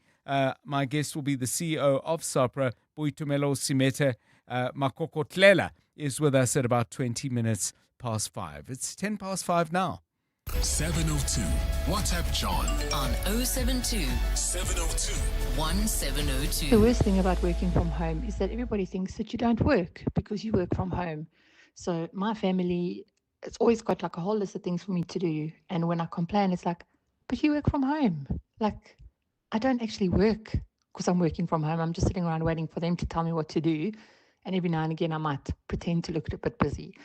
The fact of the matter is, when you work from home, you actually work harder because you spend more time in front of the PC or the laptop, because you're forever checking it. Whenever you walk past the office, you just pop in to see, what's going on. Whereas when you leave the office, you leave and whatever's happening stays there until the following morning. Yeah, unfortunately, it lives with you. Hi, John. On the UIF matter, today I tried to register our domestic on the U-filing profile to start paying over UIF. She's been working for us for a while, but we've never really known how to do it. And the other day I listened to a conversation, Ask Manla, where they explained UIF and all those kind of things. So I thought I'll go through the effort and register on U-filing and pay the overdue amounts, and it was impossible to register. Every time I go through registration, then it gives me an error, then I need to restart. So they've got this whole thing where they want to tell everyone to register their domestics and workers. And I mean, the same probably goes for companies. But just to get it done, now I want to do it. I want to pay over the UIF, register her and get all that done. And I find it near impossible. This is Aubrey from Randburg. Yeah, huge frustration out there in regard to the UIF. And as I said earlier, you might have missed our interview with Matthew Parks, COSATU's parliamentary person, coordinator. I was trying to get the right title there. But if you missed that, go to primemediaplus.com. Have a listen. He has some very interesting points to make about the relationship between inefficient systems and corruption, and the desire and benefits to the corrupt of making sure that systems don't get fixed, don't get made more efficient, because invariably with greater efficiency, you get higher levels of integrity as well, which is the last thing they want. But have a listen to what he had to say.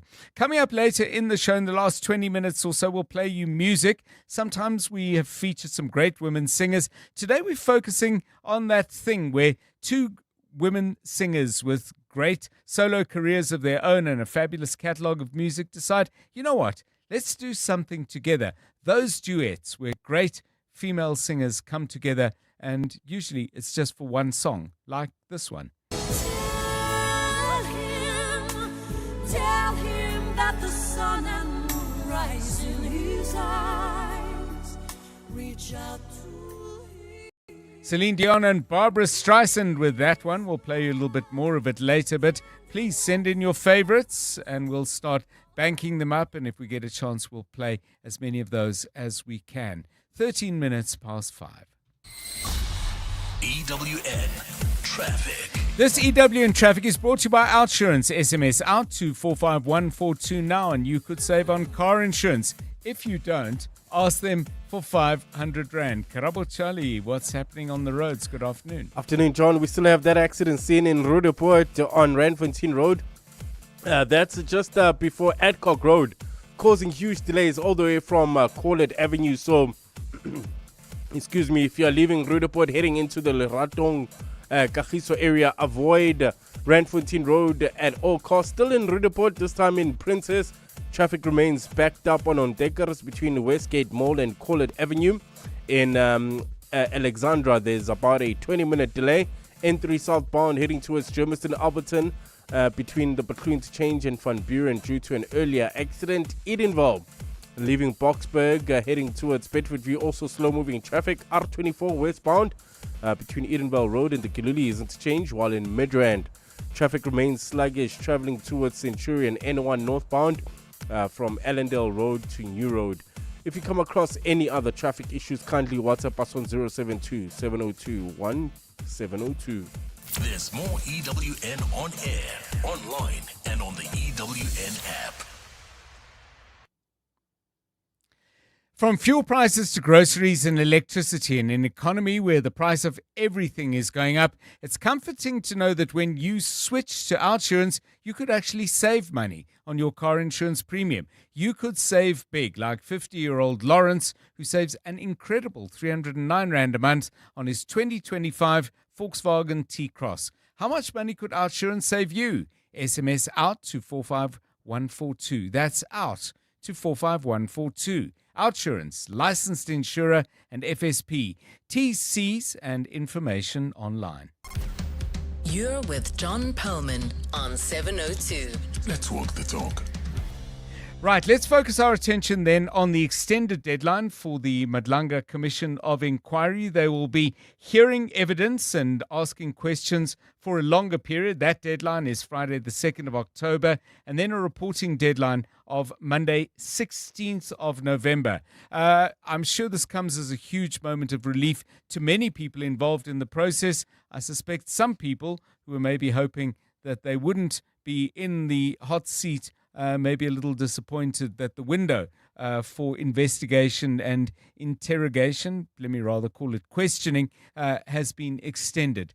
Jeremy Michaels is spokesperson for the Madlanga Commission and joins us now on 702 Drive. Mr. Michaels, welcome and thanks very much for your time. When you look at that extended period that you have to get the work done in terms of hearings, is that diary already getting filled up? I mean, I can't imagine there's big swathes of open space, but I would imagine as well that you do need to keep some days open because you don't really know what's going to happen next, do you?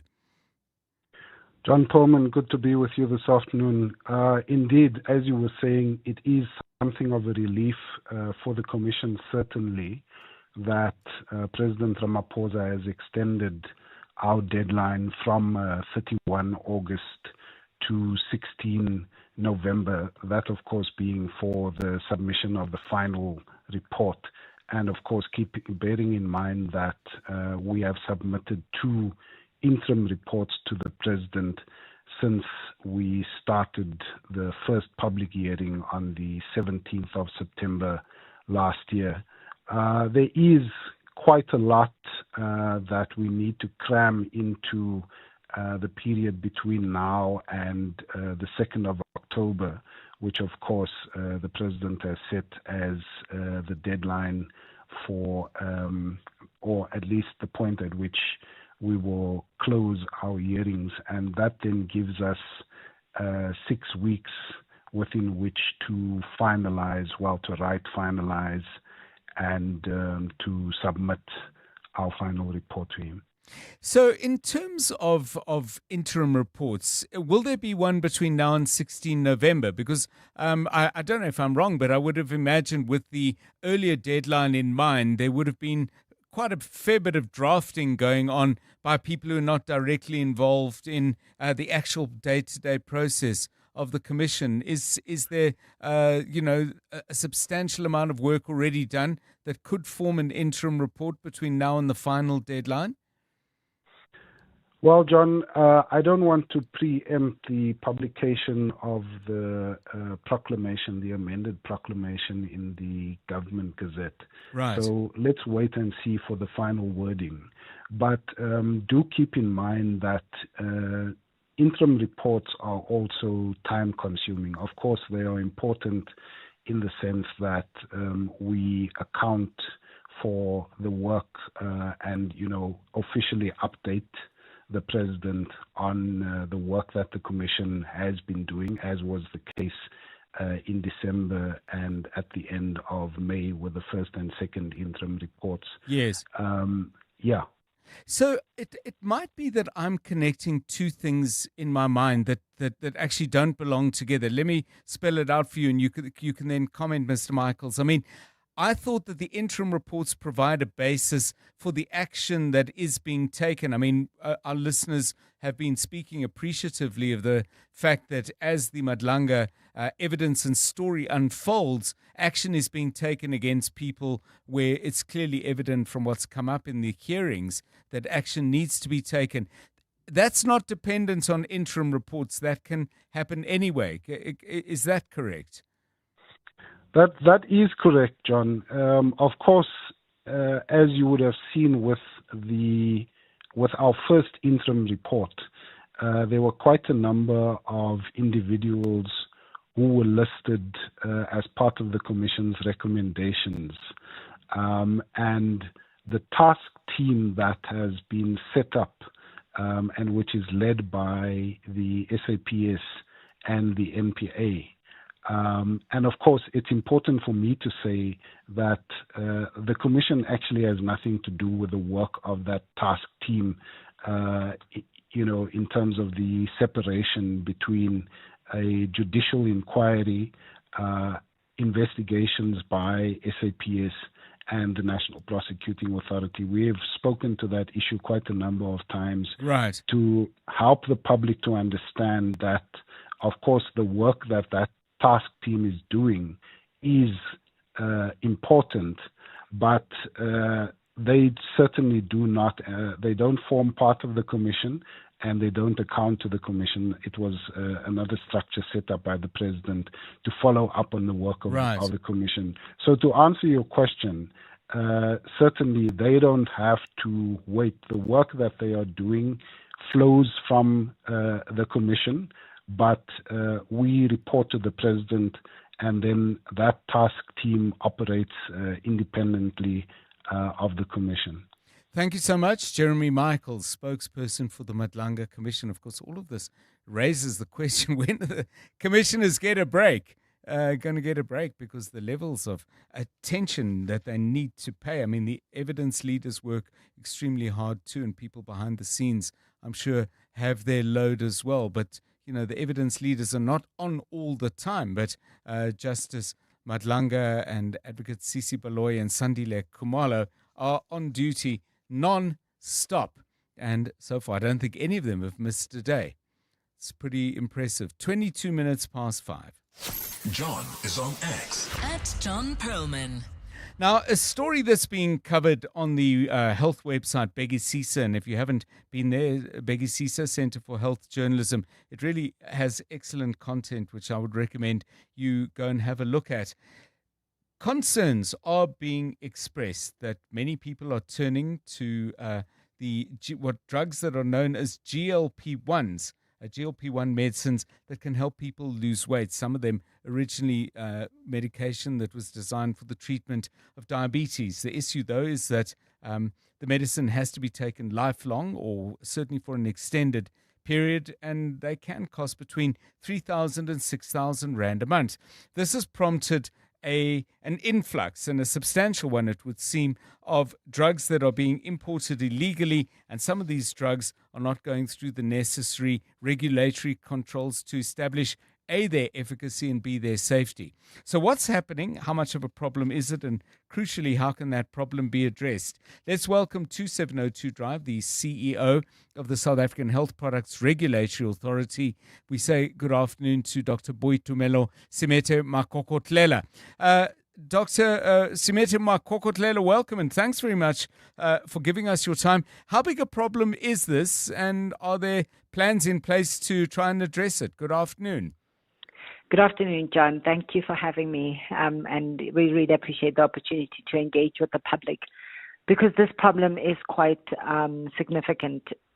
I would say on a weekly basis, we get whistleblowing reports of people saying these products are being made available on social media platforms, being offered to the public, as though, you're just offering anything that is edible. So there certainly is a significant problem that we're sitting with as a country. It's not unique to us. Some of you that follow this may have seen that similarly in the US, it's a challenge. And like with SAPRA, the FDA has taken a very firm stance on these products. So are the people who are selling these products selling things that they are purporting to be Ozempic, Wegovy, for example, which are the better known brands, or are they saying this is an alternative that's just as good and completely safe? Or it might be both, of course. Yeah, so what we're seeing is that there's a much higher proportion of those who are saying here's an alternative to a product that is registered, and they were branded as their own product, but in terms of making reference to the active, they would claim that it is a GLP-1 antagonist. That's the one issue. But we are also seeing those that is what we call falsified. So they're claiming to be the registered product, but are not. Those are much smaller in our country. What are your biggest concerns, Dr. Simete Makokotlela, that people will take something that's bad for them, or that people will spend money on something that doesn't work, and in the process imagine this is going to sort out problems when perhaps they could be taking other steps as well around diet, exercise, and so on? Mm-hmm.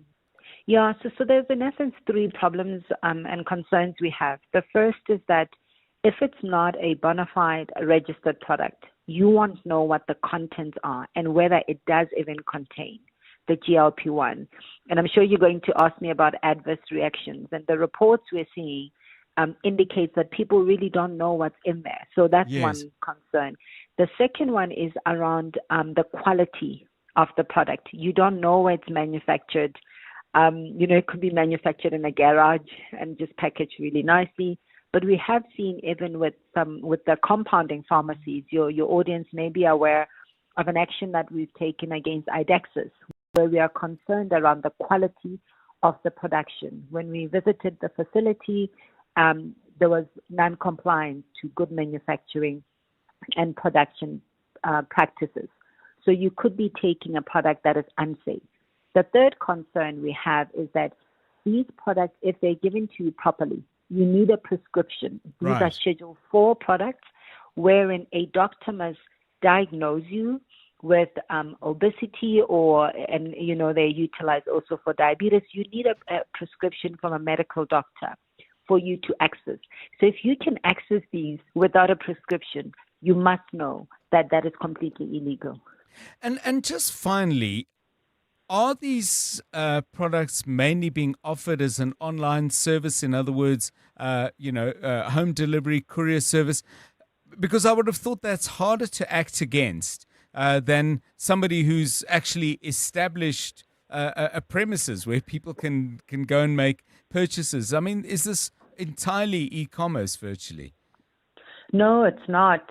We are aware, and we've been investigating facilities, investigating people who are, coming across as retailers of these products.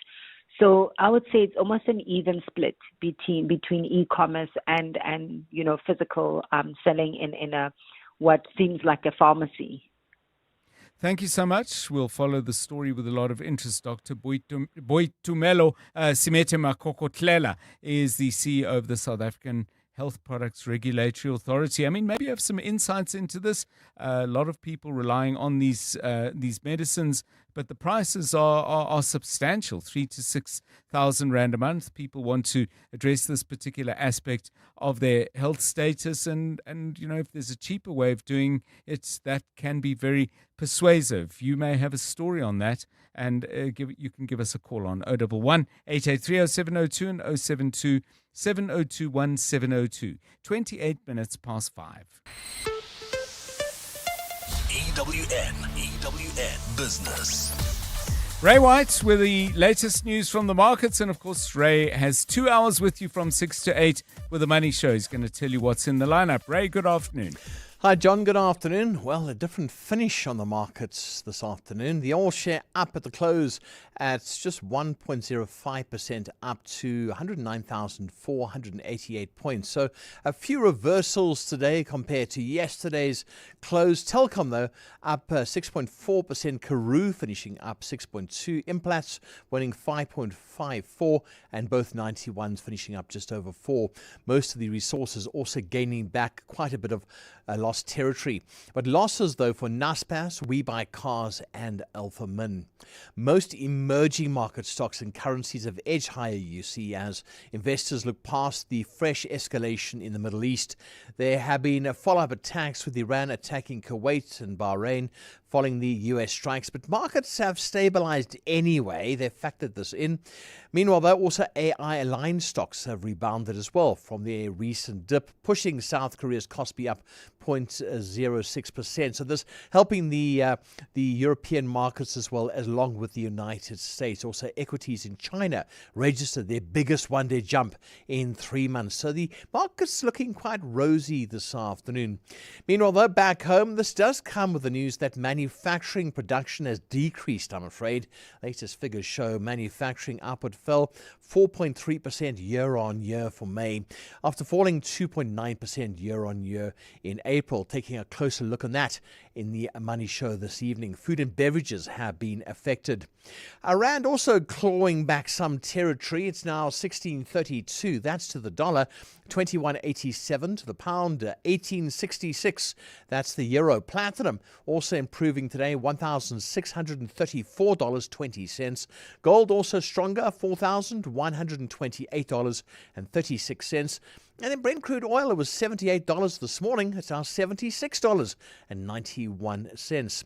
Coming up on the Money Show, yes, manufacturing data. We'll have a look at that. FNB, John, is not happy with FAB. I'll explain later on. FNB doesn't like FAB. Then latest data shows that many companies are not seeing a return on investment for their social media. I mean, who knew? So finding out why this is, and also as well, talking investment tonight, looking at the key questions investors should ask before, well, investing. That's the Money Show. Coming up in about 29 minutes from now. Thanks, Ray. Looking forward to the Money Show between 6 and 8. Don't miss it. Mbali Dlamini standing by now at 29 minutes to 6 with the very latest eyewitness news. Good afternoon to you. Thanks, John. Good afternoon. An advocacy group wants the Department of Basic Education to conduct a new audit of pit toilets at schools across the country. The call follows the department's announcement that all pit latrines identified under the 2018 Sanitation Appropriate for Education initiative have now been eradicated. While more than 3,000 schools benefited from that program, officials say some schools with pit latrines may have been unintentionally excluded. Education rights program attorney Tauto Hafane says it's still unclear how many schools were not included in this initiative. It's very difficult to quantify at the moment, and that's why we continue to call for an audit. I think it's important that the minister conducts an audit so that we are aware of the scale of the issue in the country and ensure that there are efforts directed at eradicating and replacing pit toilets in South Africa. Khafane adds that many schools that receive new ablution facilities have retained their pit toilets. they have confirmed that in Limpopo, they have eradicated all pit toilets. What that means more in reality is that there are schools that have proper sanitation facilities, but despite having those proper sanitation facilities, they still have pit latrines, and those continue to pose a health and safety risk for learners. A Gqeberha man who carried out one of the Eastern Cape's deadliest mass shootings has been sentenced to life in prison. Mzwandile Mahambehlala was sentenced by the Gqeberha High Court for the January 2023 attack at a birthday celebration in KwaZakhele, where 8 people were killed and 3 others wounded.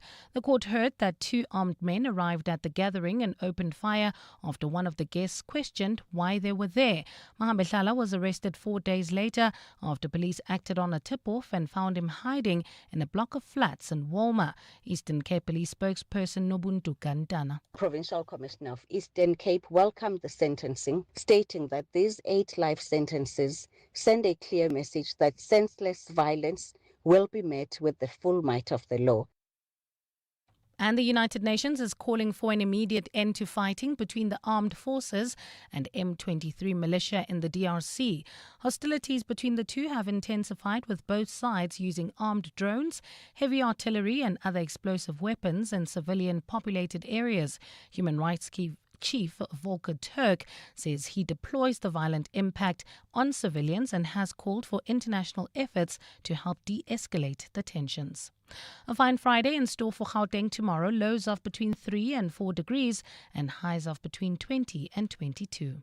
Princess Roodepoort traffic remains a bit sluggish on Ontdekkers between Westgate Mall and Collett Avenue, while if you're traveling through Alexandra heading towards Bedfordview, expect about a 20-minute delay. N3 southbound between the Butlu Interchange and Van Buren due to an earlier accident. And in Midrand, traffic remains a bit sluggish on the N1 northbound between Annandale and New Road. The top story in EWN and advocacy groups wants the Department of Basic Education to conduct a new audit of pit toilets at schools across the country. Aubrey Masango. Weekday evenings, 8 to midnight. In the Madlanga Commission, there's a guy by the name of Witness M. We are now getting closer to the people who know where the joints are. Kat Matala was supposed to give testimony, and it was decided that because people don't want the cat to sing, because once the cat sings, affidavits were received by the Madlanga Commission from very important people denying all wrong. I'm saying to you that if the Madlanga Commission is what we think it is, people are going to be silenced. Aubrey Masango. 8 to midnight on 702. 702. Welcome to Nando's Taste-Demonials. It's the flavor! Real reviews by real people. Dolly from Bottersig is vegetarian-ish, with a reputation to uphold. Here's what she whispered about the half chicken and a single side for $1.25. What? I don't eat chicken, but for Nando's, I make the exception. Well, good thing there's a salad on the side, for appearances. Of course. Nando's. Oh, what a place.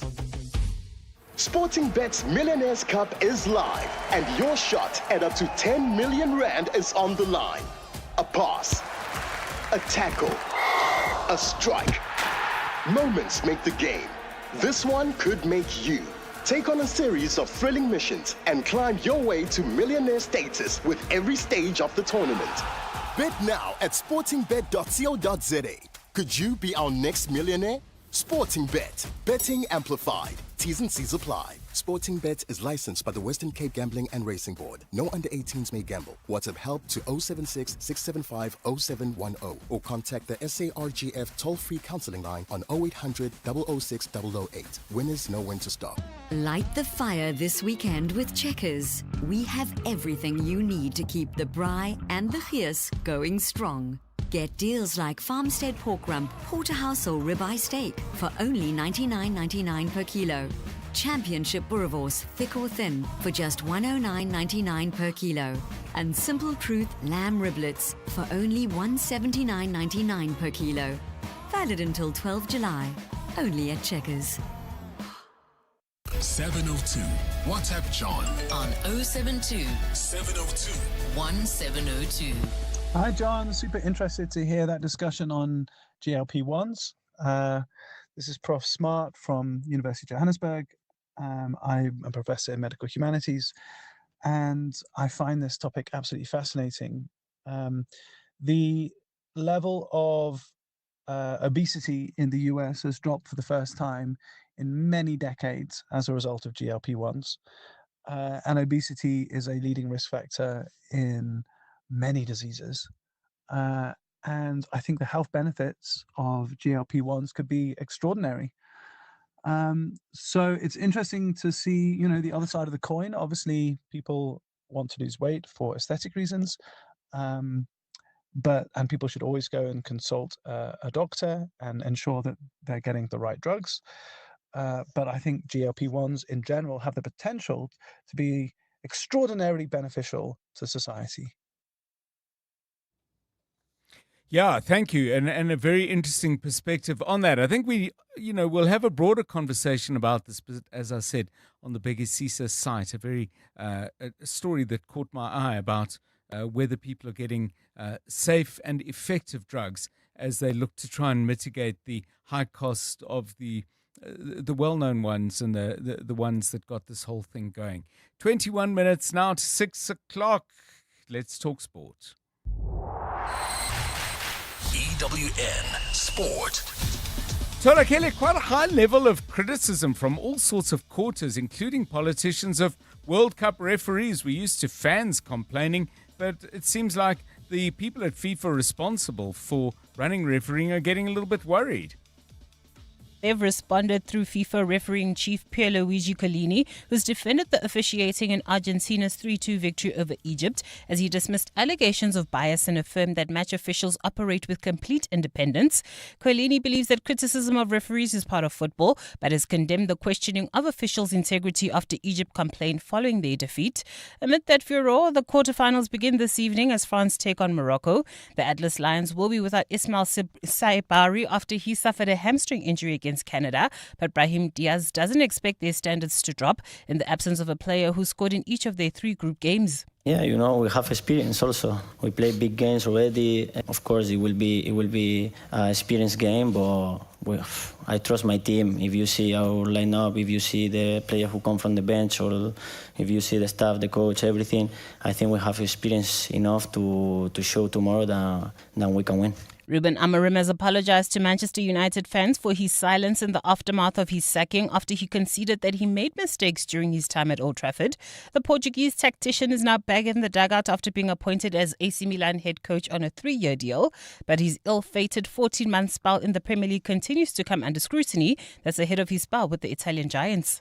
It's hard to explain the mistakes because for that I would have to explain all the context of the last adventure. The only thing I can say is that I learned a lot and I did some mistakes and I didn't have the opportunity, and I'm sorry for that. I didn't have the opportunity to say something to the Manchester United fans at the moment, and I'm really proud to be their coach for a year. Karolina Muchova is through to the Wimbledon final after a marathon semi-final win over Coco Gauff, which saw her win the third set tie-break 12-10.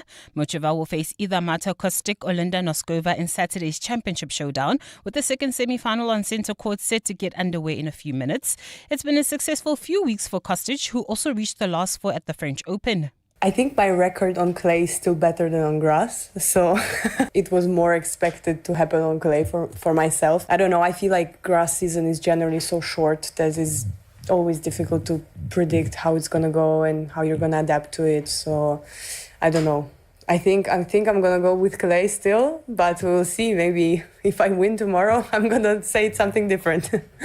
An Australian sprint sensation, Gout will miss next month's World Under-20 Championships after suffering a left hamstring tear in training in Brisbane.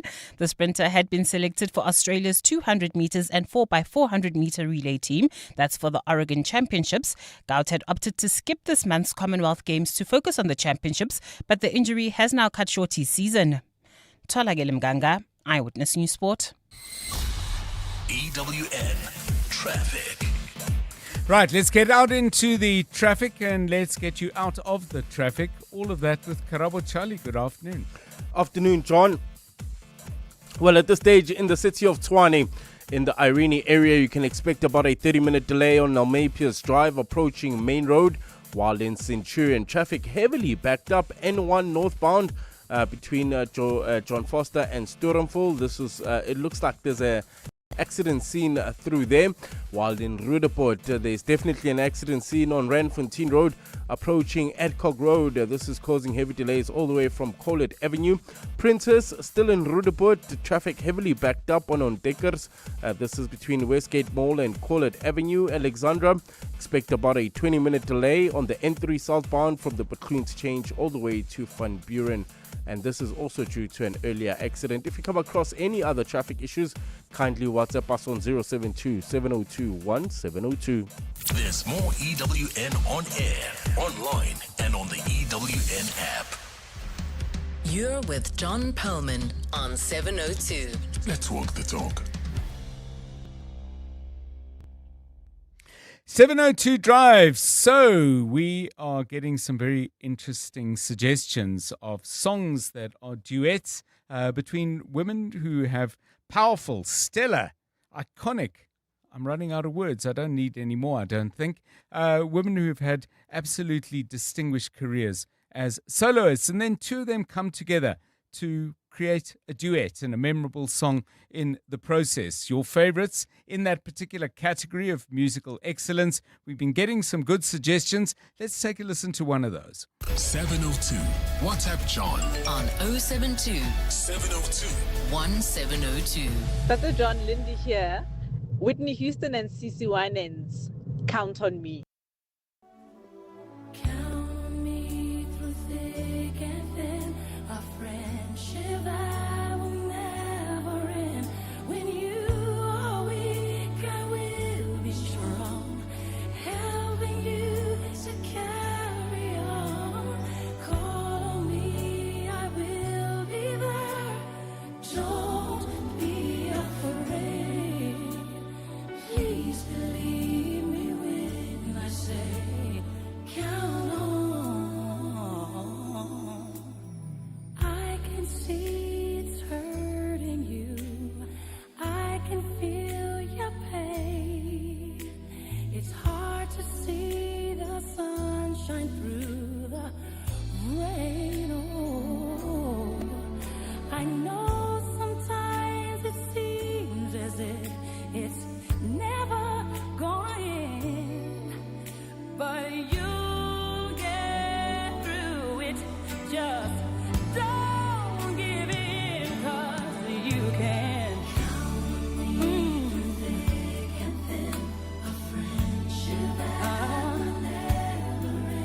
When you are weak, I will be strong. Great friends and great partners in music, Whitney Houston and CeCe Winans. That was produced in released, I should say, in March 1996. A huge success for both artists. And Babyface was actually involved in the writing of this song and its production. So I think you've got the idea. That's what we want. Great singers coming together, women singers to produce a particular song and create a memorable duet. Send us your suggestions, please, on 072 702 1702. It's 14 minutes to 6.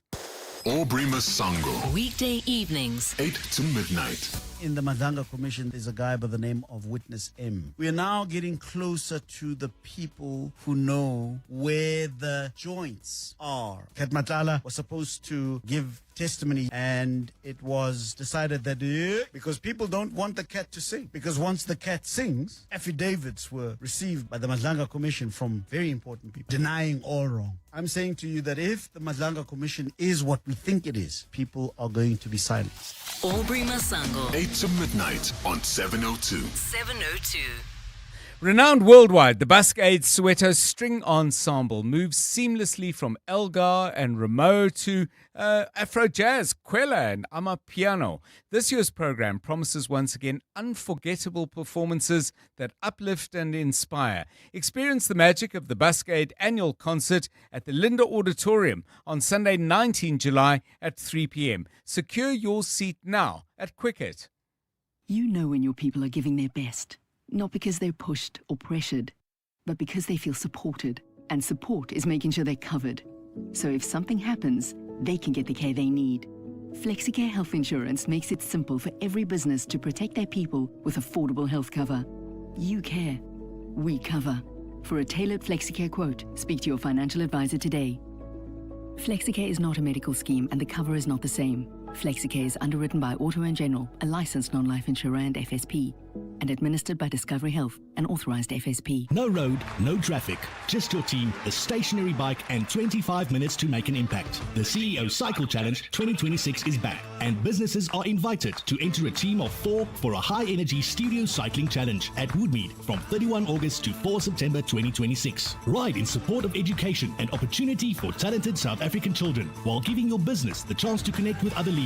Entries are now open. Visit ceochallenge.co.za and enter your team today. CEO Cycle Challenge 2026. 702. WhatsApp John On 072 702 1702. Hi, I'm John. Talking about female singer duets. Two of the modern greats, Shakira and Beyonce, came together to make that song Beautiful Liar. Great track. Thanks. For the show, Sabiha and Joburg.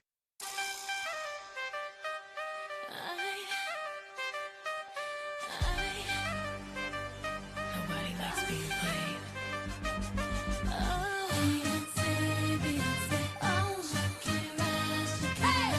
He said I'm worth it.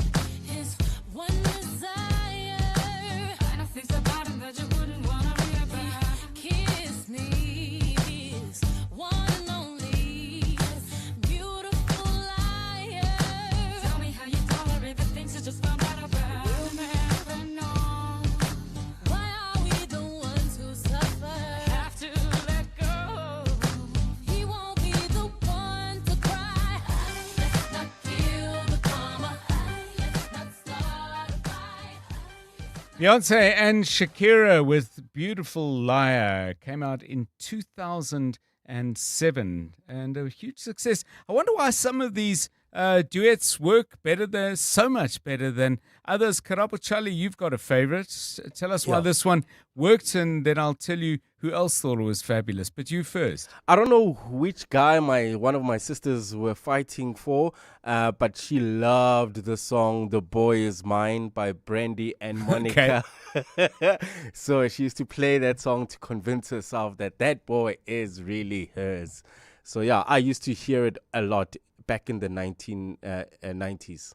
Well, it turned out really, really well for Brandy and Monica because they won a Grammy with it in 1999. It was named the Hot 100 Sales Single of the Year by Billboard. But how did it turn out for your sister? I have no idea.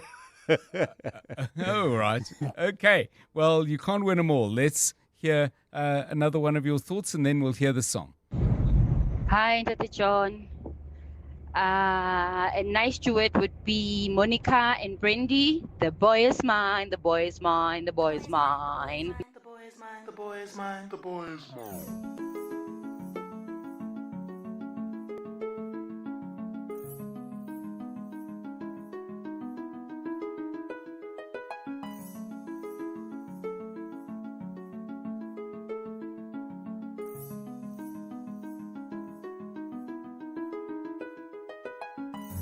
Excuse me, can I please talk to you for a minute? Sure, you look kind of familiar. Yeah, you do too. But I just wanted to know, do you know somebody named, you know his name? Oh yeah, definitely, I know his name. But I just want to let you know that he's mine. No, he's mine.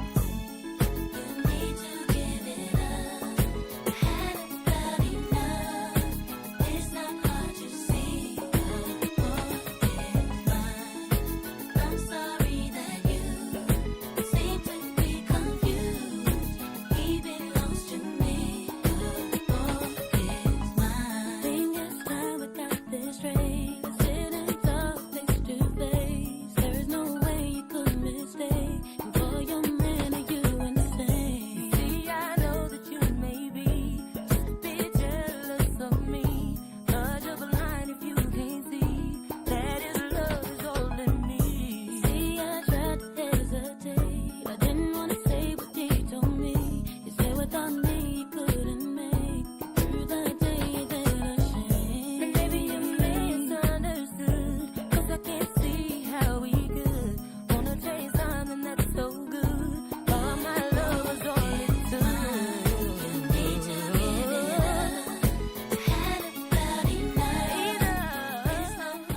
Just on a point that has absolutely nothing to do with music and that excellent track. I mean, if the boy makes two of you fight and you have to insist, both of you, that the boy is mine, I mean, is the boy really worth having if, he leaves it to you to sort it out? Anyway, relationship advice from 702 Drive. Make of it what you will. Let's go back to the music. Als sends us this, Missing You by Gladys Knight and Brandy. Let's hear that.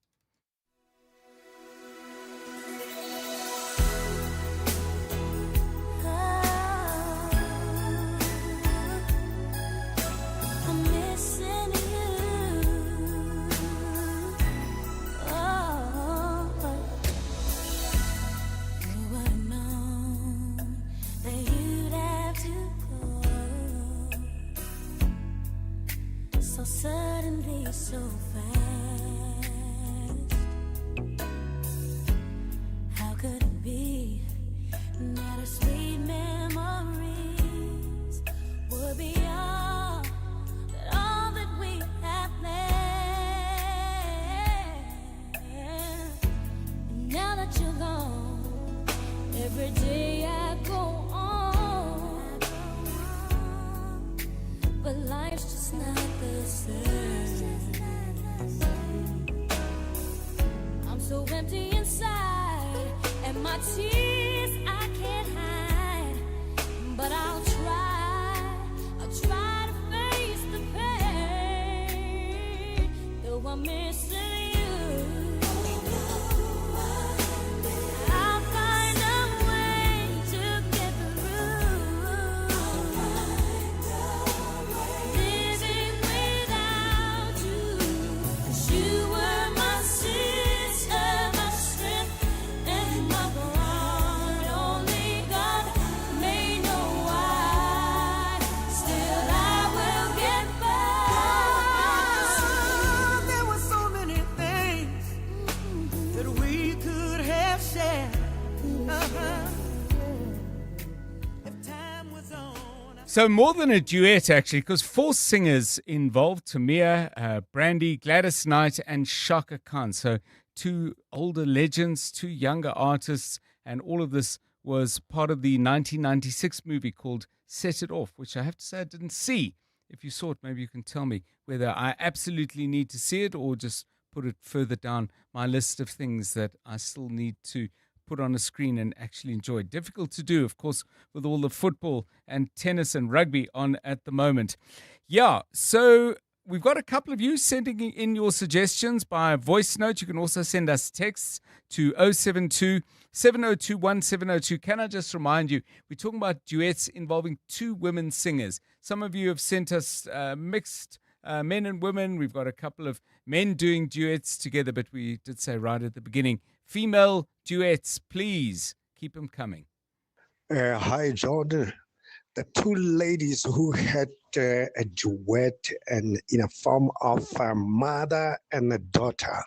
That's Sissy Houston and Whitney Houston doing a song which was previously done by Alan Page. It is I Know Him So Well. This is a Sly from Kataho.